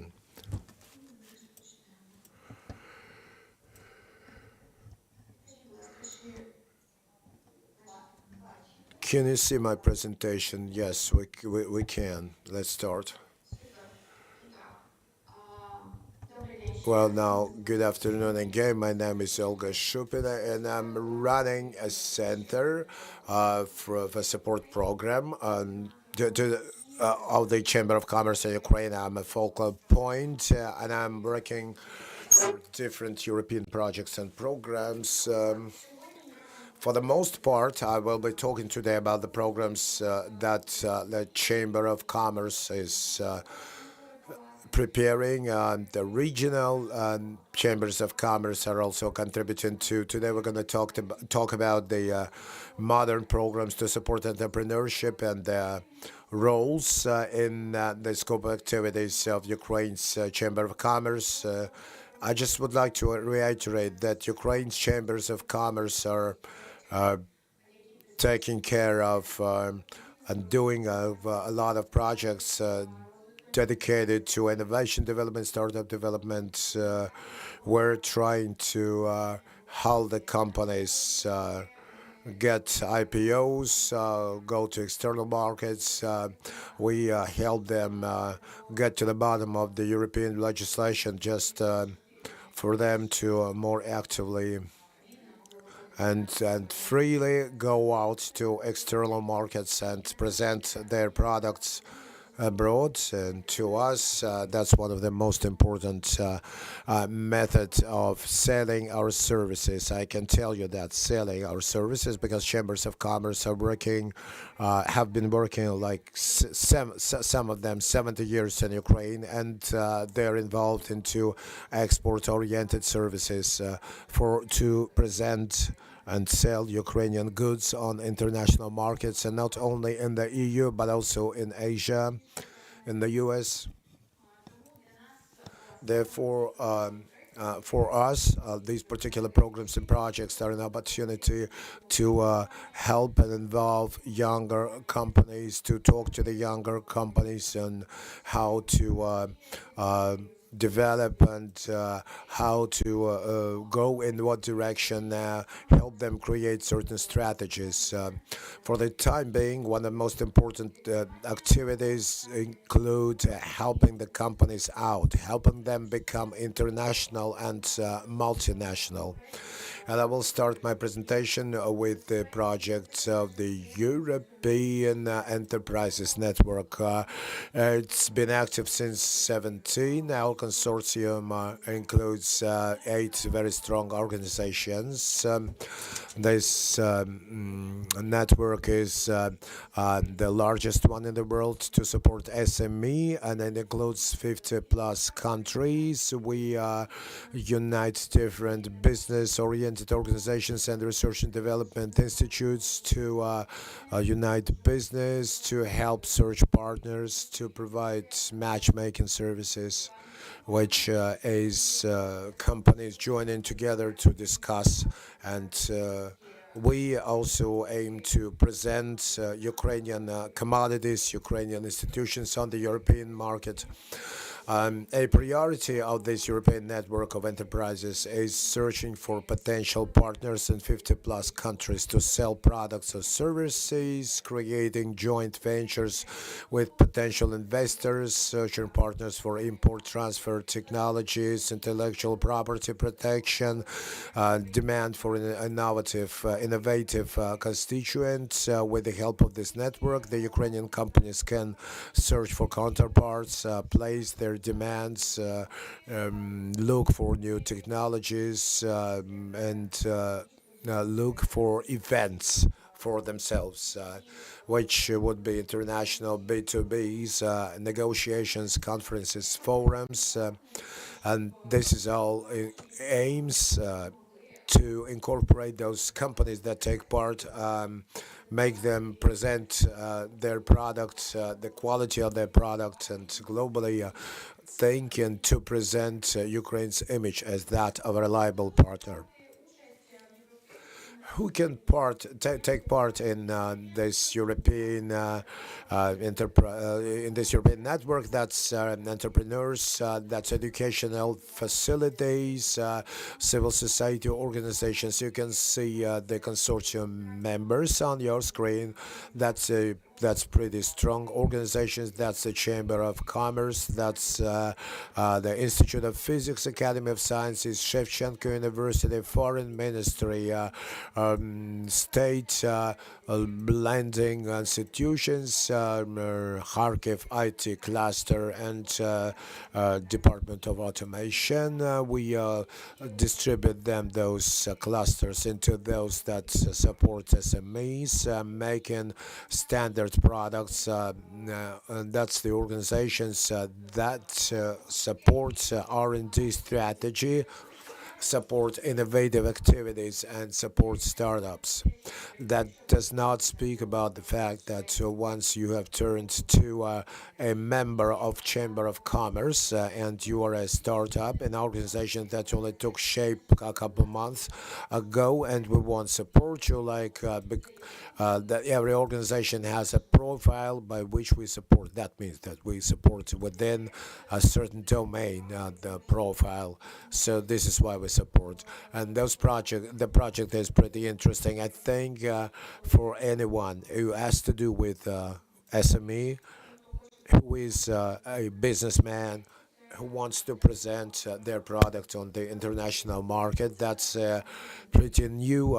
There's a Business Bridge, Ukraine Ready for You project. That program was launched last year, and it was to help companies in the amount of 2.5 thousand euros, and that's for business nationalization. If we talk about what costs there might be, we'll talk about coverage, financial coverage. If that's a mini grant for just maybe one trip to a conference or to an exhibition, or you want to cover a stand spot, you want to cover your footprint there, like your accommodation and so on and so forth, you can use this project to cover your certain, just to disburse, to reimburse for your certain payments. First of all, that's an application form. On DIA platform, there is a page open for submitting applications. It also includes committee or board's review. We review, and then you sign an agreement with the Chamber of Commerce of Ukraine as the organization that will cover for your financials on your arrival, and you go to your company mission. You do all the necessary things that needs done there. Of course, it's at your own expense because you want to be insured and after reinsured. And after that, on return from there, from that business trip, where with all the documents you write an account about your stay and with that organization and what KPIs were achieved. After that, we reimburse your payments, and it's up to 2,500 euros.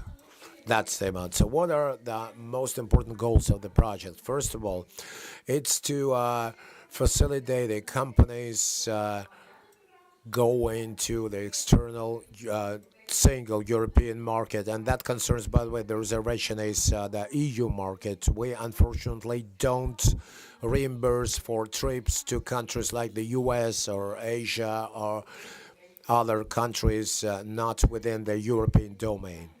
And to cover the companies, also to pay for the rental for their exhibition area and participation in the events, co-funding. I will explain that. For example, you know that you were either invited to take part in like an old Ukrainian generic stand or poster to be created by an organization. There are plenty of donors helping Ukrainian companies by creating and setting up those exhibition stands. And you can cover, for example, they cover your stand, the project, but nobody will, for example, cover your stay, your food, or transportation of products. All of that could be achieved by this project if you apply for it.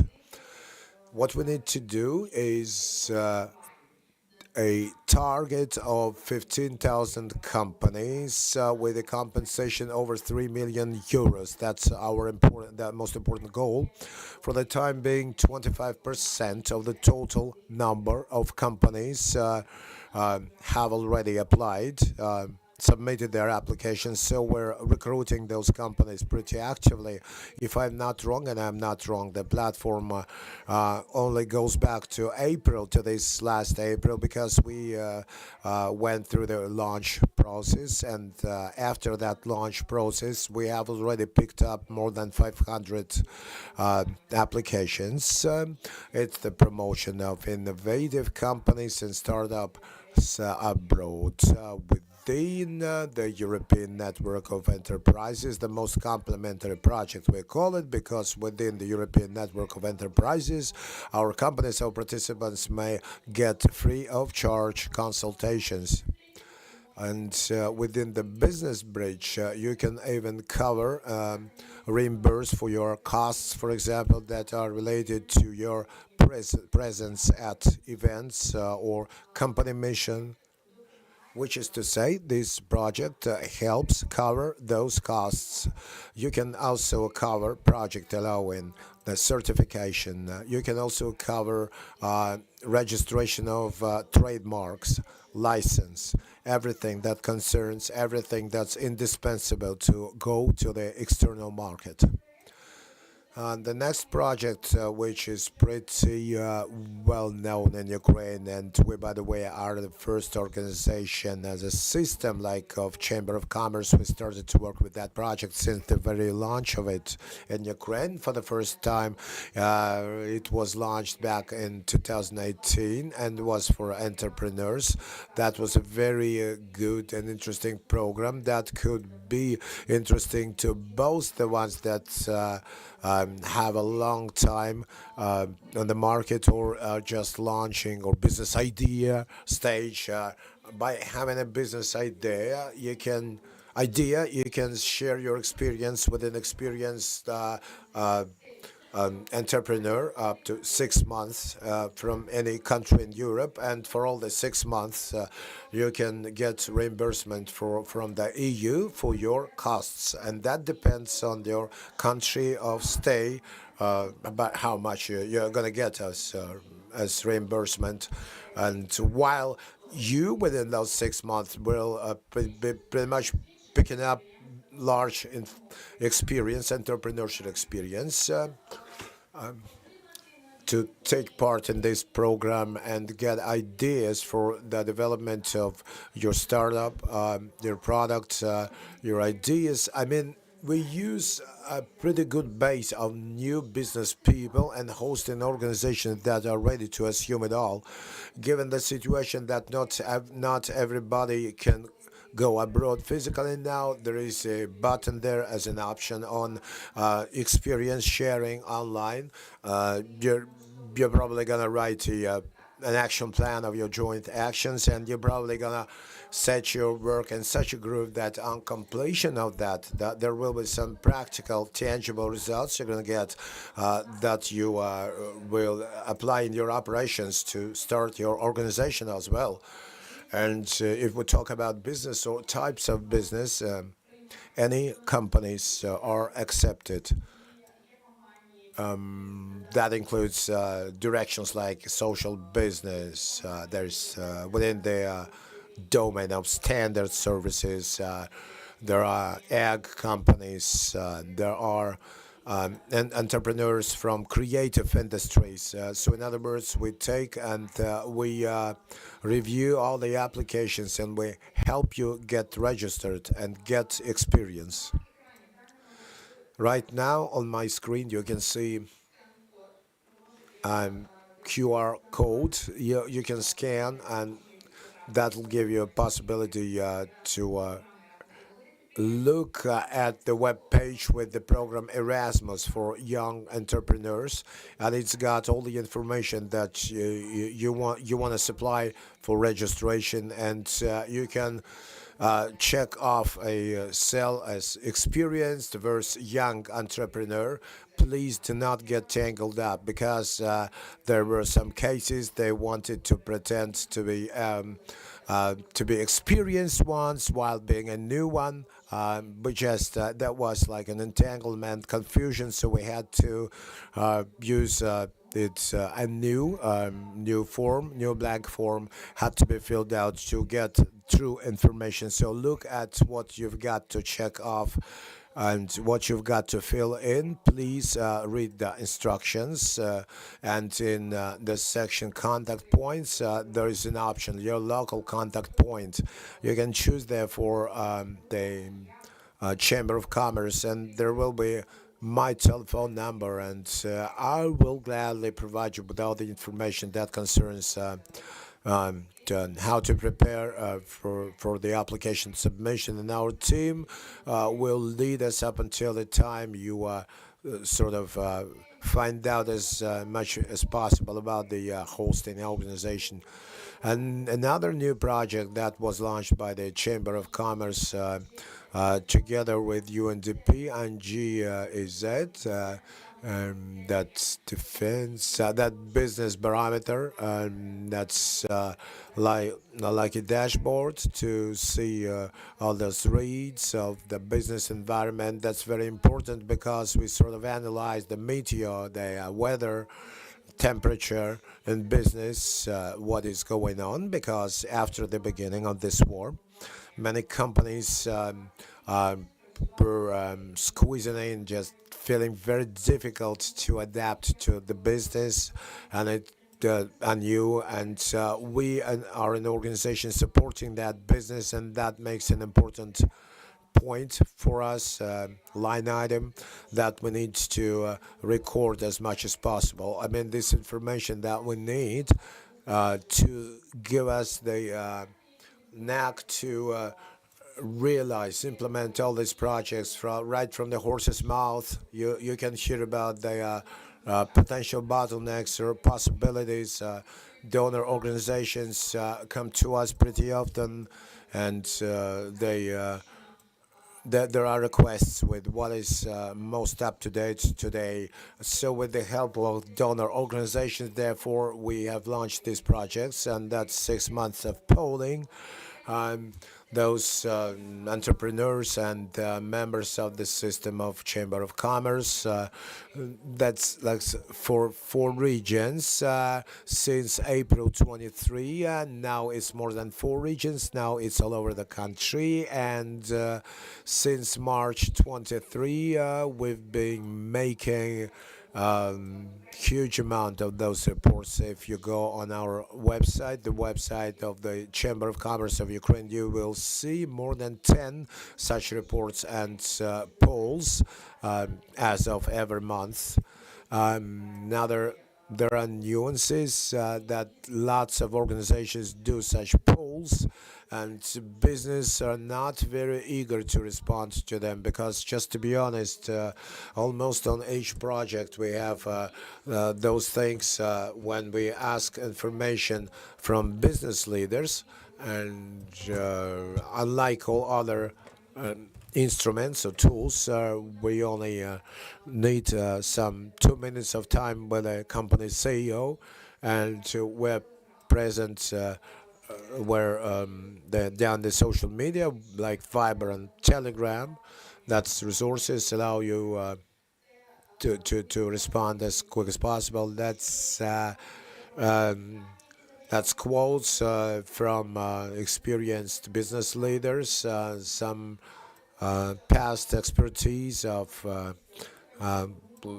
reactions to situations, and then the results. The results will be published in a week. Miss Olga, you're talking about very interesting things, and you've got plenty of programs, plenty of projects. Could you please summarize on what you've just said? Yeah, I've got one more little slide on the programs. Just to be honest, yes, we got a huge number of projects and programs. If we summarize, if I sort of draw a line under all our system that is implementing, selling plenty of services, we want to get a great number of services free of charge, and all those projects that we're talking about, they are being done by different donors coming over to us and working with us, and in turn we can provide highly qualified services for free, and business will not be snowed under compared to the right after the beginning of war. That's it. Thank you. Miss Olga, do you have any questions for Olga, dear Floor? Okay, then, Miss Olga, then here is the question. According to the results of surveying the APS sample, our problem that we got was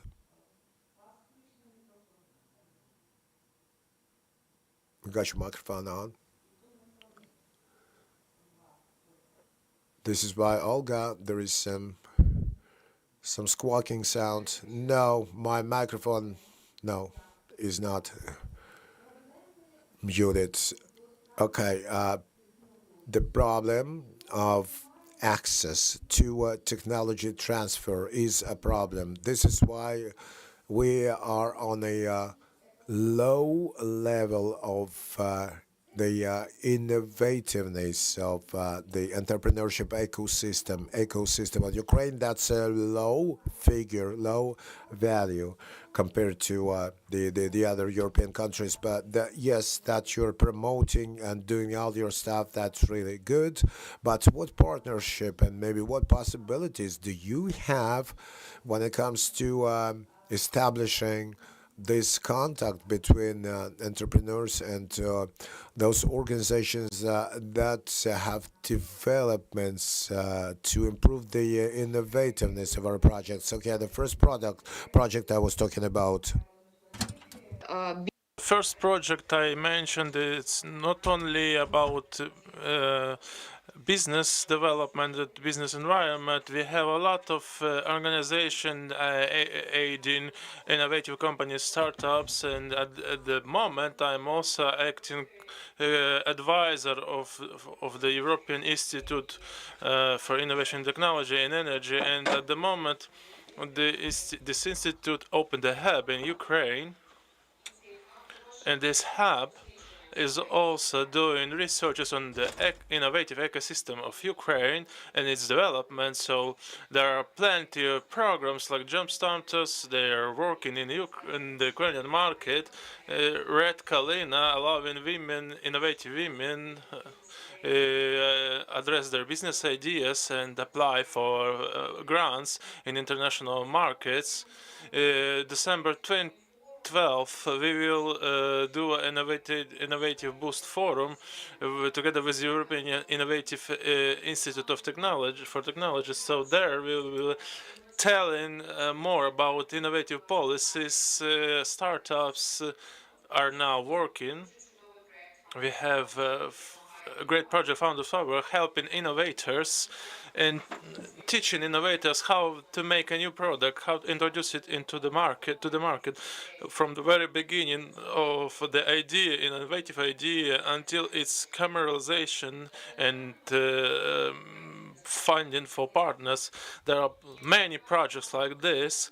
So without doubt, the age makes sense, because you say the more adult, more older people have some problems with access to the innovations. However, there are so many initiatives are focused to help develop our innovative potential. That's why everything I can recommend, just follow the info available online, because there are a lot of publications on different platforms in Telegram used for very quick reacting to get some informational clue about innovative companies. Thank you for the no. I meant the apps, APS, and this prescribes the age range from 18 to 60. There are different categories of generations. Sorry. Thank you for your broad presentation. In digital environment today is very crucial, allowing simplify the communication, and also I hope all the participants are present here, but also joined online could hear you. Thank you. Wish you great successes and a great collaboration. Thank you very much. So our next speaker, a representative of the Zakarpattia region, who will share today their experience how the business relocation programs impacted activities of entrepreneurship, and what are the problems, the challenges which should address. I mean, our organizations and institutions promoting through their programs and activities, solving issues we can discuss now. So, Władysław Prysulak, PhD from the State Department.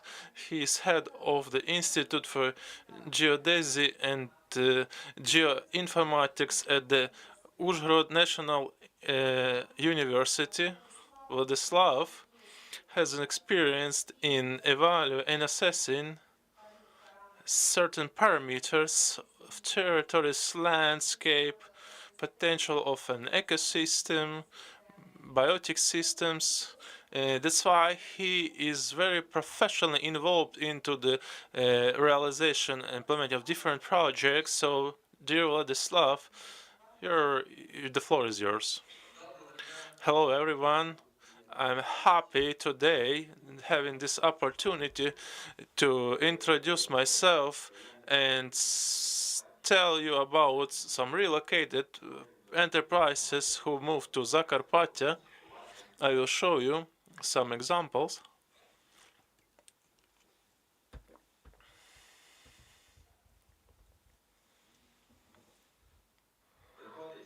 Can you see the slides? Can you see? No, not yet.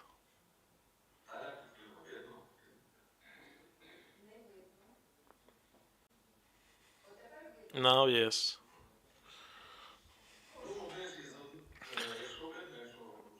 Yeah, so thanks a lot, everyone, again.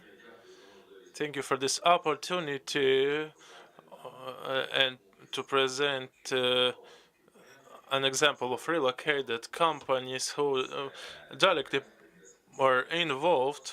It was relocated from Kramatorsk to our region and continued its development.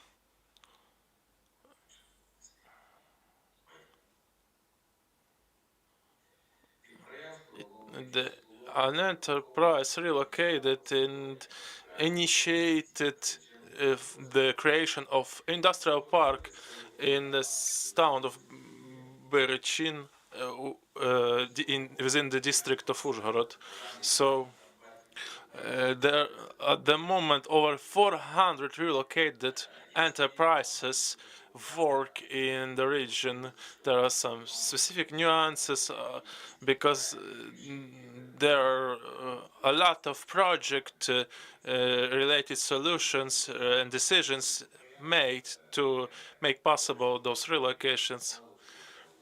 Frangibility technology relocated from Kramatorsk to us, and it's like a single company able producing the wind generating station energy stations up to 2.5 megawatt capacity, and they offered to establish such an industrial park, and later approved by the cabinet minister of Ukraine to create such industrial park in the in the district of Berezhna in the Zakarpattia region.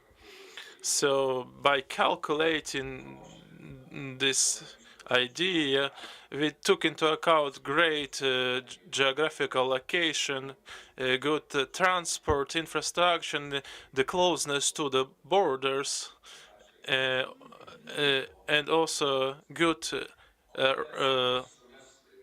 highway quality. And during the project work, there is a big construction project under which you can raise much funds, and this is those are the goals until 2030 for its further development. So practically attracting a lot of funding, a lot of locations, also focused on exports, industrial development, great storage capacities. So this enterprise is unique because it it is aiming to produce entire wings for wind station, not to import them anymore from Europe or China, and produce them entirely locally in the Zakarpattia region. So we developed this project of the wind station, generating station. We created a detailed plan, considered all the opportunities. This piece of land also is within the general the general plan, and it's since 2015 there was a relay station bus, and so we worked on further more possibilities how to use it effectively. But during our work, we faced a lot of so-called ecologists who were against building this station, and we had a lawsuit in Uzhhorod against building and against construction this wind station, and those are like factors and problems connected to relocated enterprises, providing opportunity to generate energy, because the region of Zakarpattia is only self-sufficient by only up to 20% of energy. So, and that's why, because of so many relocated enterprises, our region should have over 80% of self-generated energy. So Russia just bombed the burштин energy generating facilities. That's why we are now rely totally on imports from the EU, energy imports from the EU. So there are different concepts that have been developed on wind generation, and all the project documentation has been done and is ready to initiate the actual construction. At the moment, there is a practical assessment of the potential ecological influence of this construction site. So the ecologists standing against such projects, and we don't understand why, because it's is so many European also ecologists say against this. We last year we invited some German ecologists, our friends, so-called friends of ecology. However, it appeared that those persons have been working in the Wild Nature Fund and also cooperated with the Ministry of Ecology of Russia. And now we are asking ourselves questions why to invite those specialists, because the wind energy has the lowest impact on the nature. We take, for example, in case of solar panels, they should cover a big piece of agricultural land, and after 25 years of use, they should be utilized. And we have not such a infrastructure to recycle them. So there was also presented a national scheme developed by Kyiv Institute Dnipro about construction of the wind station. Another wind technology NGO also develops two new projects for energy generation in the district of Tyachiv, in Ushorna and Dubove communities, for two new wind generation stations. So such powerful enterprises relocated to us, providing a lot of jobs for locals. And at the moment, only in this company, 285 locals work, and wind energy also supplied two wind generators on border between Zakarpattia and Lviv regions.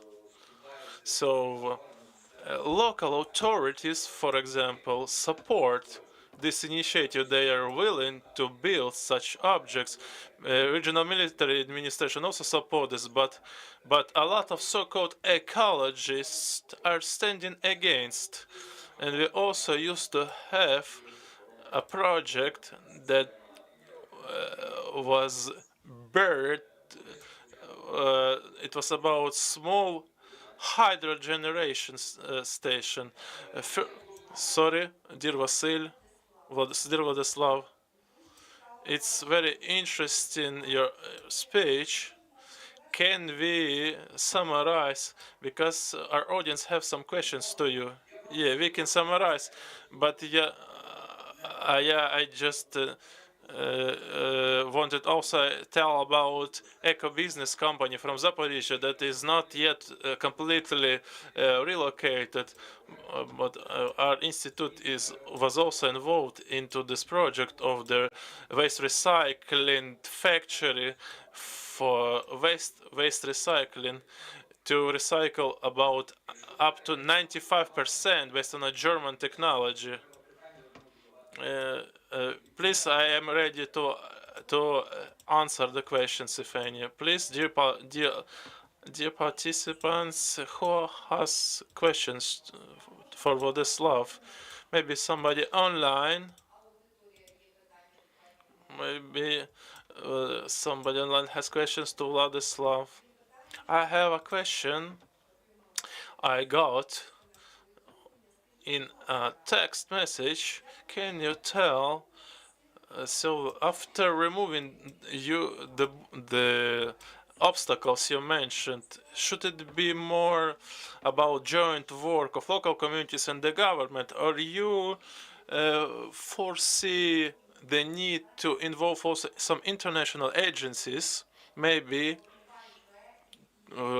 for developing the project documentation and to ground them? So, in my opinion, as based on my communication and previous reports, it should be both international agencies like Wild Nature Foundation.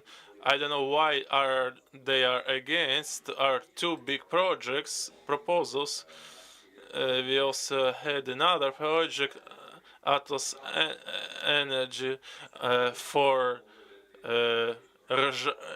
Rzhav community. They also could generate between 160 and 200 megawatt of energy, and it's still in the court for 2 years. So it should be expert support, really also powered by some foreign experts' conclusions. Maybe they could help resolve this issue of perception among some ecological communities. So we are wishing you great successes. If you need some response from certain authorities or agencies, we'd be happy to provide with materials. If we will get some requests from you, because we have only limited time. So thank you, Władysław, and thank you as well. Goodbye. And now we are going to discuss gender and inclusion in entrepreneurship. These matters are like pan-European and generally discussed over the whole world. And some previous speakers also emphasized this approach. So the next speaker is Miroslava Babak, Deputy Chief of the project Inclusive Economy. Can you be a bit briefer in your speech, because we are running out of time? And please say the core ideas of your speech. Tell us. Thank you, Nataliia. Yeah, I would try to be as brief as possible. Please show my presentation that you can better understand the issues I raised in my presentation. So yeah, today GEM team also told a lot of the importance of inclusiveness in entrepreneurship, especially in the context of Ukraine, having JC component, gender equality, and social adaptation. So it's important not only speak about the evaluation of barriers. So JC component in the context of social inclusion can enlighten for us what are the main categories of obstacles both male and female entrepreneurs face. So after surveying adults, we got some intermediate results in the context of entrepreneurship, not only about the barrier-free environment, but also after asking them different groups of entrepreneurs, including female and male veterans, people with disabilities, IDPs, entrepreneurs, and also those entrepreneurs who live in rural areas. So GEM also studied how different groups of entrepreneurs pay attention to social and ecological aspects of business, social and ecological, and what are their level of understanding to introduce and implement inclusive policies within their enterprises. So you will also see how valuable is this study. You can pay attention what are the different groups of vulnerable groups, which level of access they have to digital technologies to produce innovative products, attract both male and female consumers under limited manpower. Using digital technology, they are able to develop and scale their business activity. Speaking of great gender social aspects of the study, many times mentioned before, that there should be both national and regional policies implemented with the help of international agencies and national NGOs, because different groups, in particular vulnerable categories, we have a clear understanding what are the barriers they have to deal with, and we should provide them with all the resources to help them as much as possible do their businesses effectively. As I said, it's an intermediate report. More details and more analysis you will be able to see in the final GEM report in the part dedicated to Ukraine. So one of the questions asked to adults who are only going to start a business and then scale up, were the question about the motivation. What was your motivation to start or scale your business? So male and female among entrepreneurs, you can see the biggest motivation was self-realization and implementing own ideas, also opportunity to take decision by yourself about your professional life, and also earn enough income to provide for family. I will not go into detail here, but both male and female entrepreneurs emphasized in the same way the importance of opportunity to realize their ideas. And another point is that the business should be kind of socially oriented. Another important point is of piece of motivation for women were saying about their ability to impact the world more than men. So adults are more motivated to include the social aspect into their businesses to create goods and services that could be useful for different groups of women and men, in particular from these vulnerable groups. So based on this motivation, they also are likely oriented to be agents of changes. And speaking of inclusive workplaces, workspaces, more and more women are getting motivated with this because they are highly likely to take this burden of unpaid home care for children and the social and responsible inclusive business, they are striving to create better workplaces, not for ourselves, but also for those categories who are together with them working there. So, and then, speaking of motivation of vulnerable groups, I can say, please pay your attention to those three key kinds of motivation for rural population or who are doing business in rural areas. Those their main priorities are opportunity to self-making the decisions, self-realization, and also earning enough income, having enough income, because they are not satisfied with their current main income.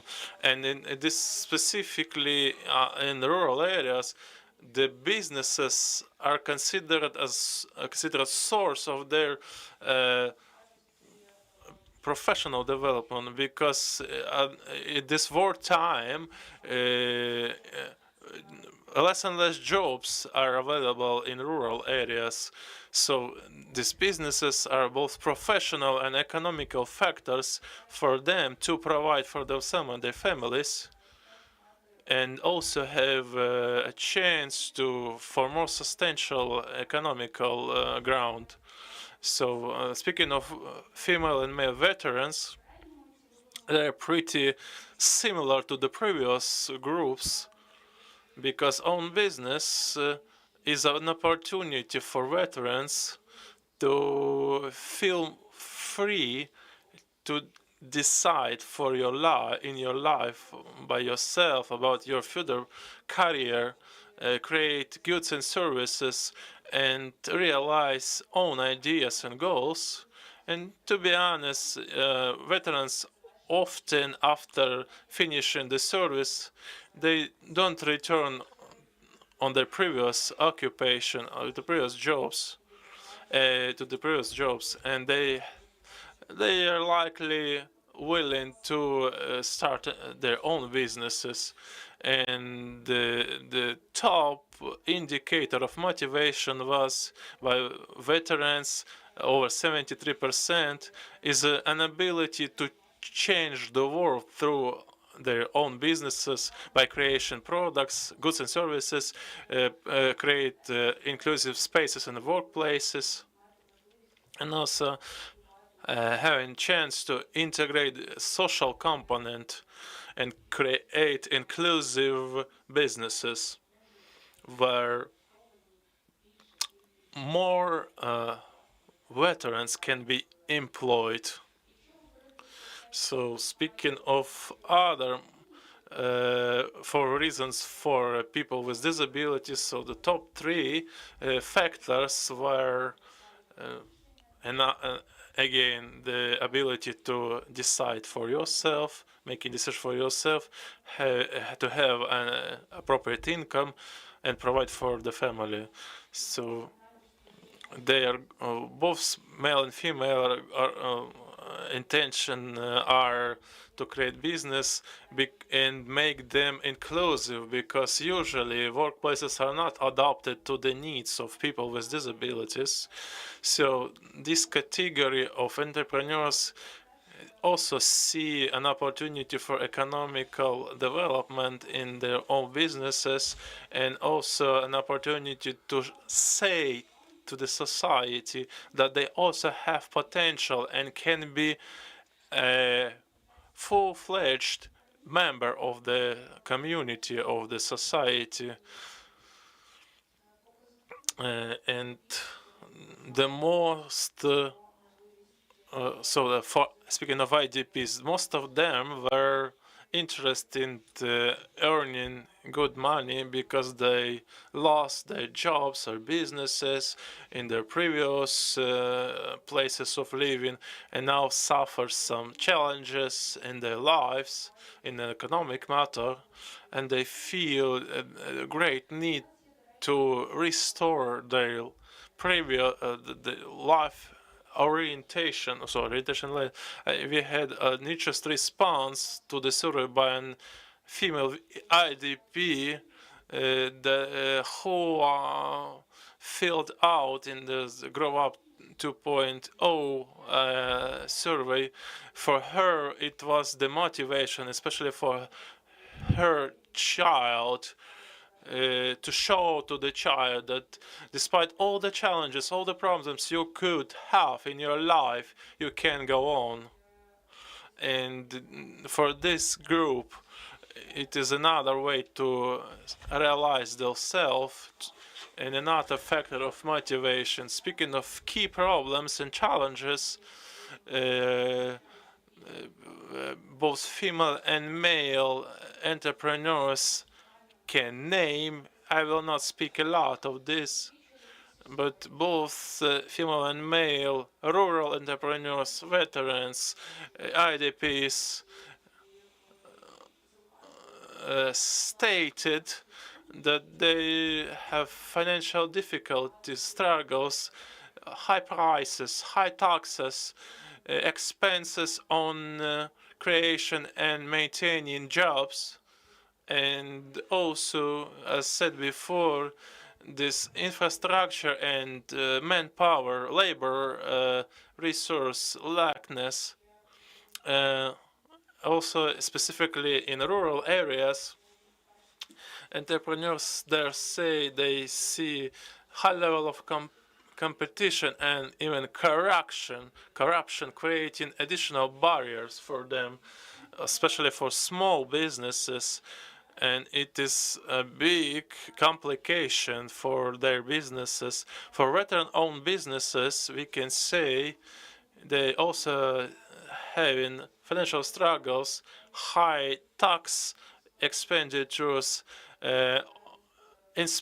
tax agency inspections, and also they have mentioned that they are lacking loan resources that would allow them to do their businesses effective way, and also the war, constant air alarms, constant shelling, and that impact negatively development of their businesses. Both female and male disabled entrepreneurs say that they are missing support from the government, local authorities, a bit of from volunteer organization, and it makes more barriers for them to create an own business.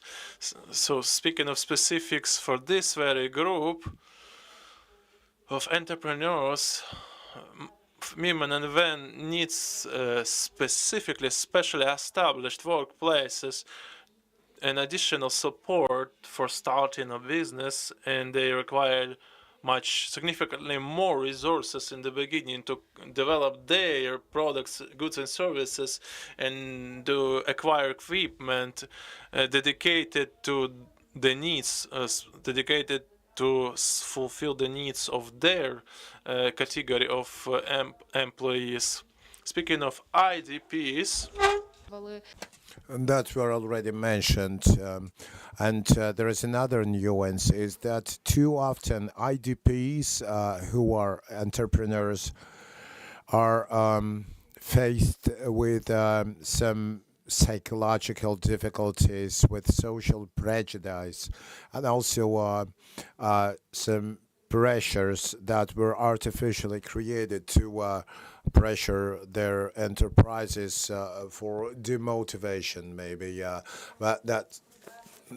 But a structural. There is another structural program, like supply chains,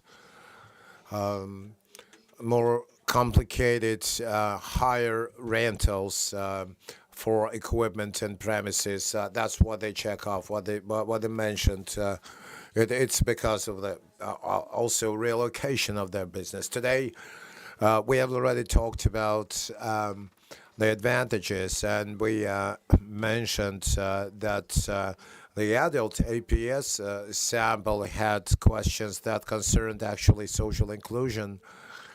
When we talk about the advantages and priorities of social impact on business profitability, that we can see that a major proportion of those business people prefer more social orientation, inclusivity, and ecologicity over profitability.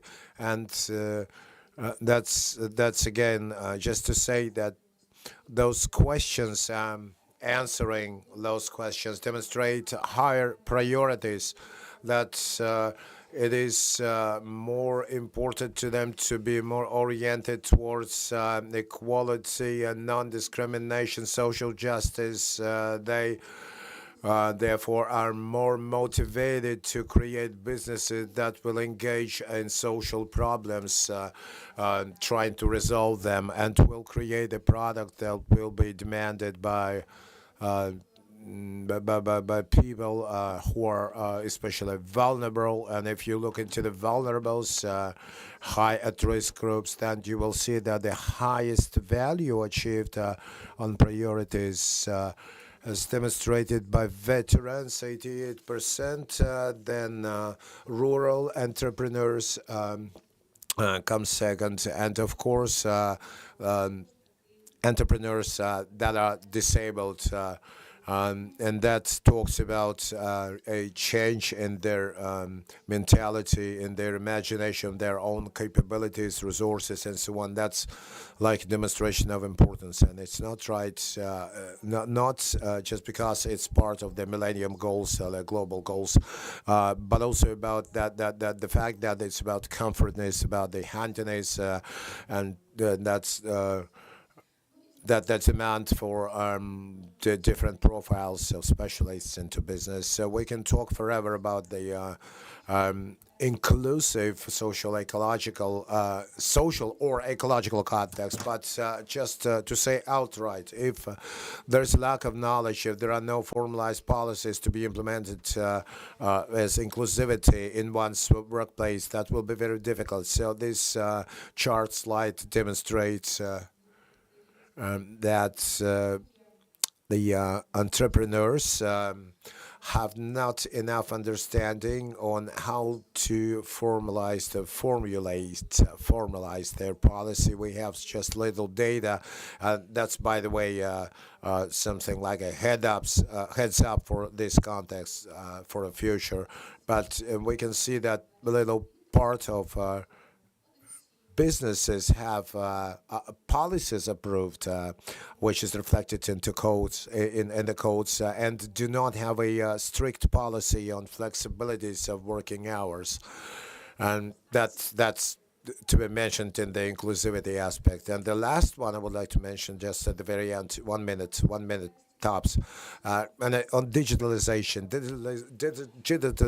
we spoke about male and female entrepreneurs using digital technologies to make their products more innovative, to sell their products really, to attract more customers and users. Then we can see that both male and female entrepreneurs pay a lot of attention to digitalization, artificial intelligence, the use of analytical tools.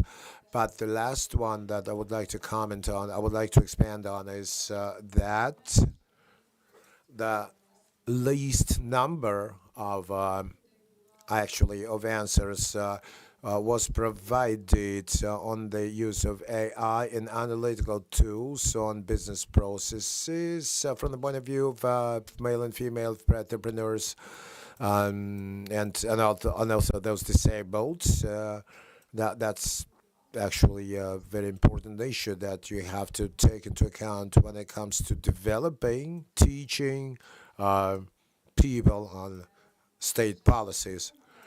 This is only a very small part of the data that you will see, and we're urging you to use those gender aggregated data, because that will potentially help you from the point of view of that entrepreneurship initiative, and that will be very useful and indispensable for different populations of both consumers and entrepreneurs.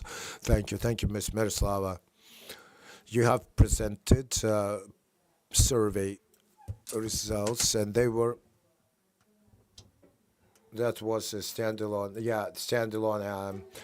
national survey, Miss Nataliia. I here think more and more about that being a question to the national gym team. That I am a member of that team, and I'm telling you that the questionnaires that you were doing that was actually surveying the APS sample on gem. That was dedicated to GEM. That I said in the very beginning. So this is why we got like national aspect within the framework of this project. Yeah. So this data, it's only the ones concerning Ukraine, and they are relevant to our project. Yeah. Thank you, Miss Nataliia. There's a question from Miss Miroslava.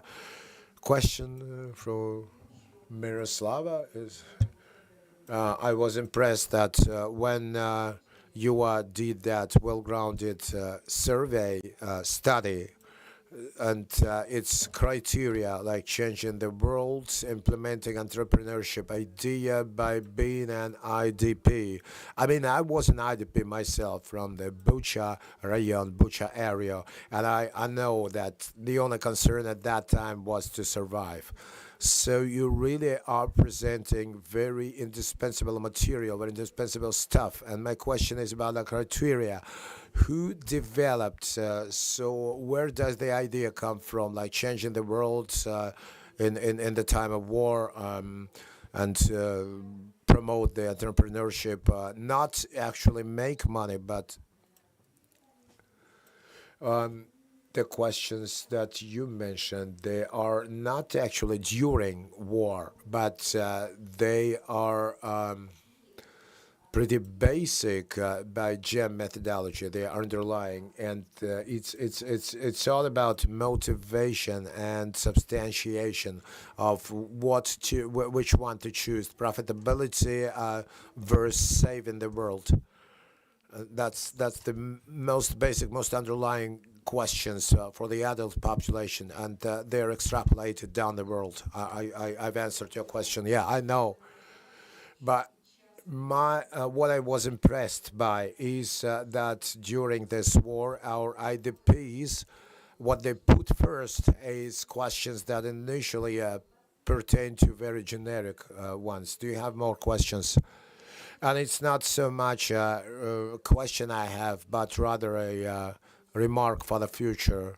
We were talking about, like, in the first place, is changing the world and implement that entrepreneurship idea. Now, the third and fourth position is for a higher profitability. So it's not business, it's pure entrepreneurship, like change the world and strengthen the entrepreneurship idea, while business is like a traditional activity to improve somebody's incomes and profits and revenues or condition. Anyway, actually, the most answers are for that change in the world motivation, and that was the veterans at the target population. Plenty of hypotheses could be put forth, but there are cases of discrimination or breaking rules or entrepreneurship. That those cases are like triggers to make better places. Receive better products, and it's just to demonstrate that social equality, gender equality are not just labels but practical things, and that via business, via that level, these changes will be demonstrated in practice. Now, they're the ones we already heard, but anyway.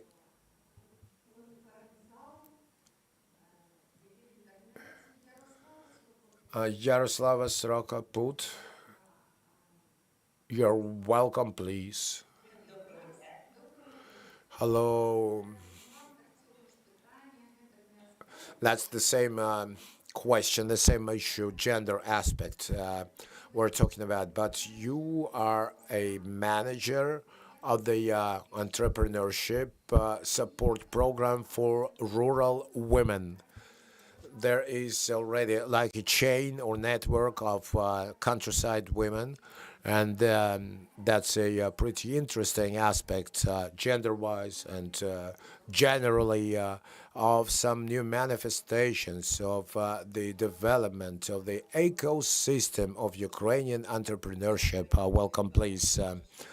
Much appreciation. Almost no time I have, but anyway, I'm going to share some expertise because I'm actually very thankful to the previous speakers on that topic because in particular, I'm now in at one of such enterprises. That's Ivano-Frankivsk Oblast, a village, Roxelana, or is the company name? That's the people that moved to this village from Kharkiv. Today, it's one of the most stable and most developing trends. The country woman, like creating incredible conditions. Like in front of me, you can see the oil, the seed oil. There's flax oil. There's other kinds of food products that these people are making. But it's very important to us when it comes to the country women business network. It should be not only individual approach but networking as well, because that's a woman. If a woman develops it, her entrepreneurship, it's traditional. Is it innovative? It's not innovative. It's not modernized. I mean, in the countryside, so those country women as a network want to achieve the following. And I would like you to go visit our webpage and to look into the activities we're doing. It's just to say that the awareness level of that country woman should be improved towards encouragement, towards entrepreneurship. So we do sort of actions like lectures. Every once in a while, we talk about lady leader. We talk about economic stability, then millennium goals of stable development, steady development. Country women were first prejudiced. Then they understood that what they are was the prism of millennia on gender equality and into other things. We incorporate some famous scientists, academia specialists, and state authorities to share approaches that can potentially strengthen the business capability of country women.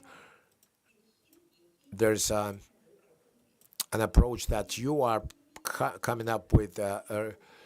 It's very significant, and we understand that an innovative entrepreneurships like they do manual work, and they go from manual work to an enterprise innovation. We can and that when those manual processes, workflows are replaced by technology, we can see joy on their faces. Like this oil was manually first minced. They were treated manually in those seeds, and now there's a good automation on that enterprise. As they did a study, and the conclusions were that you cannot propose to people certain projects and programs. The previous lecturer also came to that gender aspect for country women and men. We did our own research. A sample included 600 country women 46% reported of those questions reported the worsening of living conditions. 78% is that percentage for IDPs. We understand that for a countrywoman, for the development, it's like a dairy farm, 20, 30 cattle, automatic milking machine, and so on and so forth. But she cannot shoulder that. She cannot shoulder that. Not that farm, not that land plot which was planted by the right grains. She cannot take all of that and put it in a backpack and move house, to another region. It's yet another circumstance or situation. It's not only the housing factor, but also the relocation of business. It's not only moving house, but moving business, because 70% women have lower purchasing power because of price increase. 37 have no possibility access to health care because of lack of certain. So Business Network also conducts such projects. In particular, we ask Immunological Lab to visit villages and do checks of women. Most of them required medical treatment and even surgeries. 40% confirmed to have degrading of the quality because of the lack of resources and labor. From time to time, they just consider it as okay, some crafting business. Okay, there are some international programs, but for us, it is important that a woman in a village should be treated specially because she has less resources than in a city. She might have some land. She might have some experience of traditional housekeeping in the village, but now she is able to shift to a new modern way of doing business.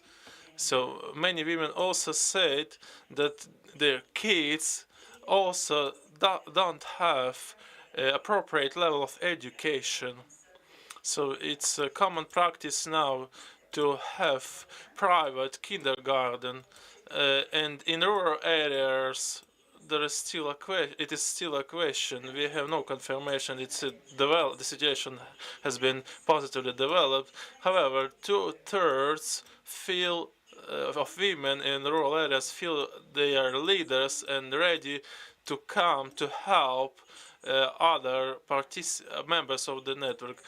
There were 96% of women in rural areas see Ukraine as a EU member, and they would love to learn the competitive requirements for their products. They produce now that the women can certify their products to be exported into the EU, creating labs to analyze the goods, and that should be a significant result. For us, it's also important. We know this in villages, very common to have some agricultural holding. They have stable business reputation through their professional associations about their professional responsibility. This very event is dedicated to. I reviewed their intentions and policies, but I am sure they made this to keep this work as some on hold activities, and there was the single agricultural holding that doesn't exist anymore. It was a single to create a cooperative called Fina Polyana to export wild berries, and a lot of members of cooperatives. We are growing the berries, and we have a great market for it.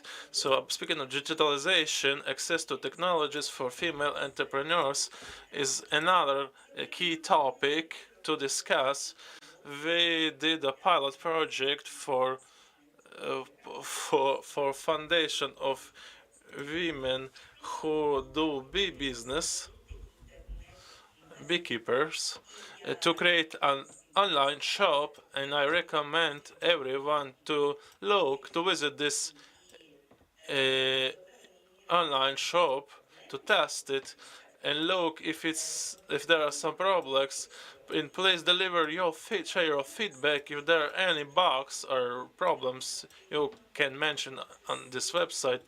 So to support female entrepreneurs in rural areas, we also organize annual forums. This year it will be the 7th forum on December 12 and 13, and it will be another celebration of 140th anniversary of in the city of Ivano-Frankivsk used to be called Stanislavov, of female movement, and they will gather in Ivano-Frankivsk to discuss what are the strategies, the policies we can implement during this special hard wartime, and plan our future steps. So we also do early we also do support women, and it's a great challenge for us because on average we can support like 20 to 25 innovative and modernized projects. They can be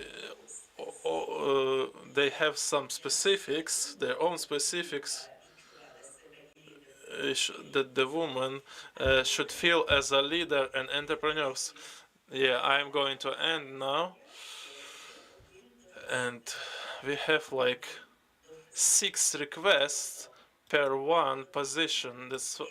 That means we need a governmental program to support female entrepreneurs in rural areas, that they can produce goods and export it and present it for internal market, and making their businesses self-sufficient. Thank you for all the financial, Lady Yaroslava. It's very interesting insights from you. I have a question.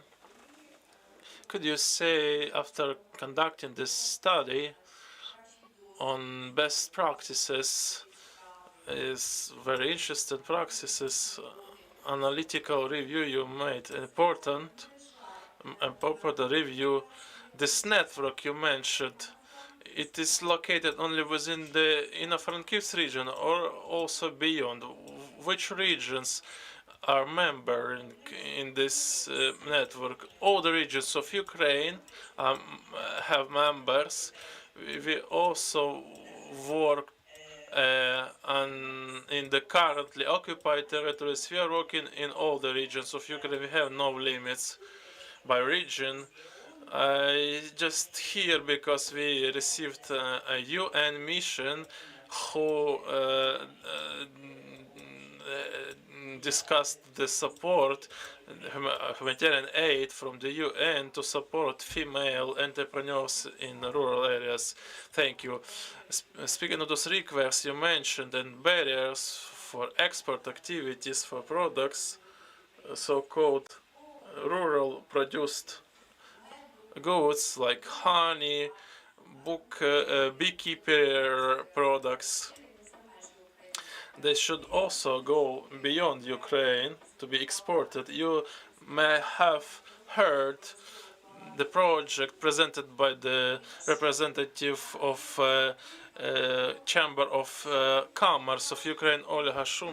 Maybe it is spread. You can share these projects in your network. Maybe it will be a way to support the cooperation within your network. Thank you for all the interesting information. Maybe someone has more questions to Lady Yaroslava.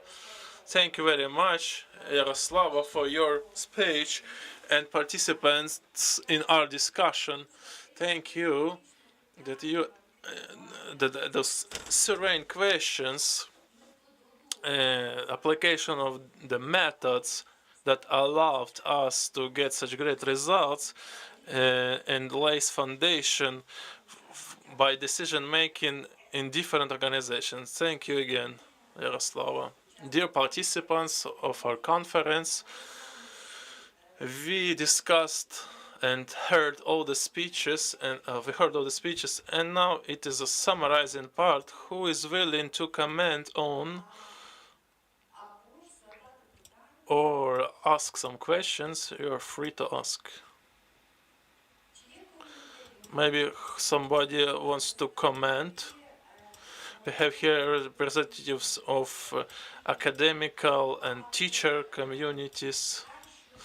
We had a lot of questions to about increasing the level of specialized knowledge in entrepreneurship and creating new dedicated educational programs.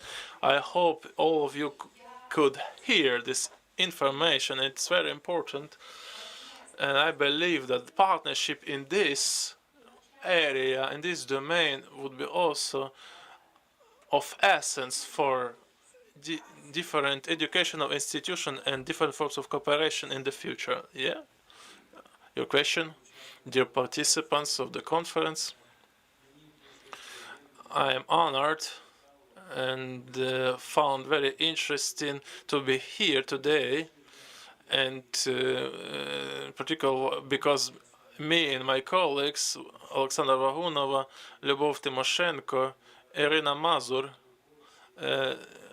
scientists, members of our community, and also online participants, also answered the questions of the students, because it was already the second one. And I am honored also, I'm glad to know that I personally and Yuri Yekhanurov, the president of our community, they were at the association, they were at the beginning of the starting this process, of the whole this process, because I remember I met Mr. Opalkov, and we discussed how we will do this. And I wish to say it's great that the most of the association members who also participated in this survey, so member of association, were so interested to answer those questions of the survey. And I believe we will continue to work, to cooperate, especially after hearing much more information that we used to know before. And the second point I want to address, the results of the surveys, the conclusions. It would be nice also that they will be carefully studied by those who are the main beneficiaries. This is authorities, decision makers, or the persons who influence decision-making process, that they consider these proposals, these concerns, and these conclusions, because we all do the common thing, the common work to support our economical development, our country's development. In what Irina already said, it's also very important, I believe, and we all work on this in association of university and high school teachers and professors. We all do, independently on the level, we do all the same. We recover, we restore our Ukraine, we raise our Ukraine. So my veterans were mentioned. We protect our Ukraine. So all of this, it is one piece, one unit, one thing for us. because we all have a common goal to build our Ukraine. Thank you. So, And it's to Vyacheslav. I would like to announce this is the first vice president, general director of Union of SME, small and mid-sized enterprises of Ukraine. And any other comments just before we wrap up? Just introduce yourself, please. Welcome everyone. I'm Alexandra Vagonova, and I'm in charge of the chair of Applied Economy and Public Administration and director of the Teaching Center Business School and Dnipro Polytechnic, which is a national university. I'm so happy because, first of all, I would like to extend my appreciation for the results of polling, surveying, that according to that polling, I was elected national entrepreneurship expert. And both our chair and also as business school membership, we are all members of the SME union. So I would like to thank Vyacheslav for always inviting us, for making us take part in those conferences always. Now, so thank you for inviting and for really having taken a look at very interesting and rich in contents presentation report, because you've got to learn business since a very young age, and you've got to nurture the skills that you will then develop throughout your lifetime, because the locomotor of this process is the strength of entrepreneurship skills, knack development, not coming enough for everyone. We also got expertise. We worked with the veterans and their families, and the issues that were in question here today are very much modern, very much to the point that pertains to financing businesses and opening your new business, then business studies. If you learn it, what do you start with, and how do you register it, and how do you actually develop it? So the granting possibility, that grant possibility that we've heard today, is really quite a relief for the Dnipro communities, which number more than 80 that we're working with, and all those issues are the concerns of the community members, and along with the launching of new business issue, I would like to extend my appreciation to the organizers of this conference and for inviting, and hope for future cooperation. Thanks. And yeah, we're just wrapping up by Olga. Olena, could you introduce yourself? My name is Olena Yesvik, and I'm the leader of the Gostomel, the medical branch of the Gostomel community that was occupied, one of the first, and was one of the first liberated. I would like to thank, first of all, the armed forces of Ukraine for the possibility to be present offline in this room. We know the best, the value of life.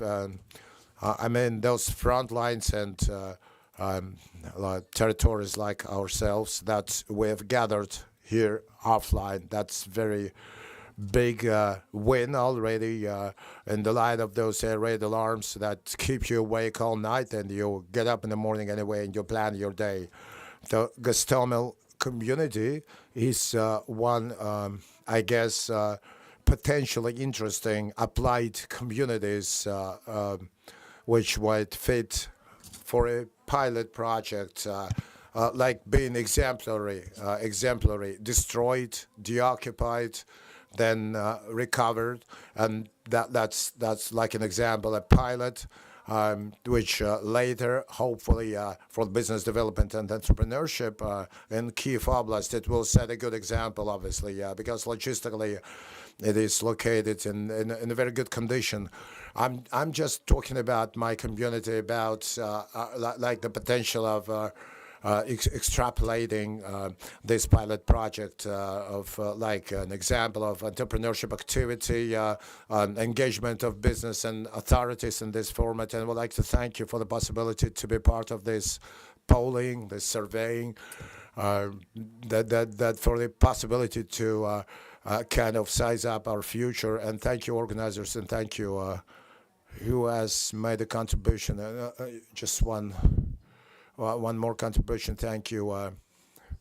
It's first of all to thank you for all the presentations, for the interesting data, for the polling, for the research. That was titanic job, a great amount of work to really reorient people by doing it to some certain things.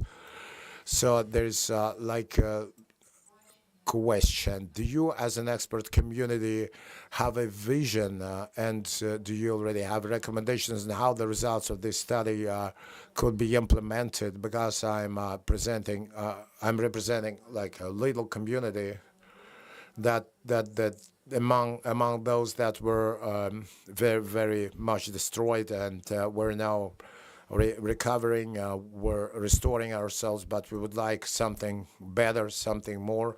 And there was a story here about the country women, right, how they engage, and it should not require manual work, manual control. All those programs should work and be available because, as Ms. Miroslava said, there are some barriers and how we need to overcome them, not to go to the high-ups there on oblast level, somehow otherwise. I mean that business, when running into trouble, would get all the scope of tools to deal with that problem and thus evolve, develop itself.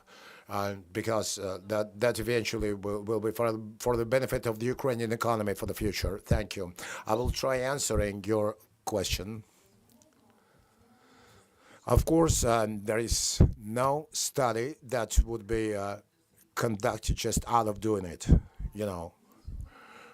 Today, we talk about the GEM methodology and the platform itself, the research platform itself, is kind of oriented to do some fair, substantiated, credible examination of certain systems that add up to an ecosystem of the enterprise, so that eventually objective data goes down to the politicians, to the governments, to the entrepreneurs themselves in the end, to make some well-grounded decisions. Number two, it's the inclusion of Ukraine into the international global report, UNESCO report, that was mentioned today, which gives them a possibility to speak out loud about Ukraine's problems that will be like subject for quotation and mentioning by different international funds.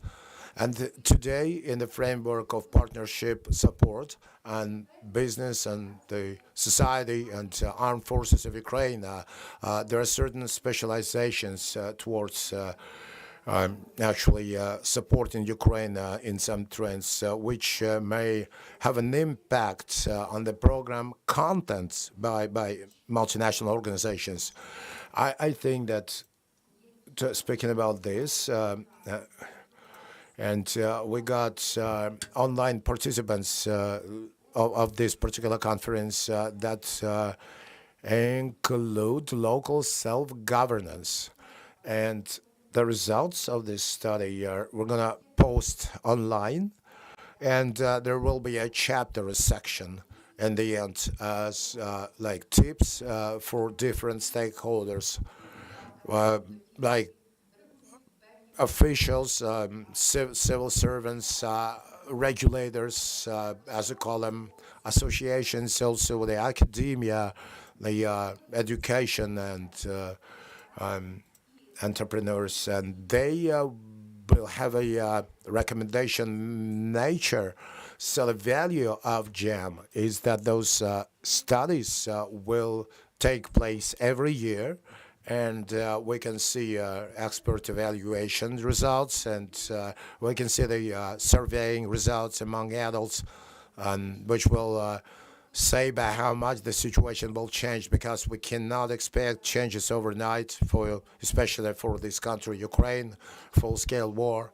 But we can see that there are demands of all the above stakeholders,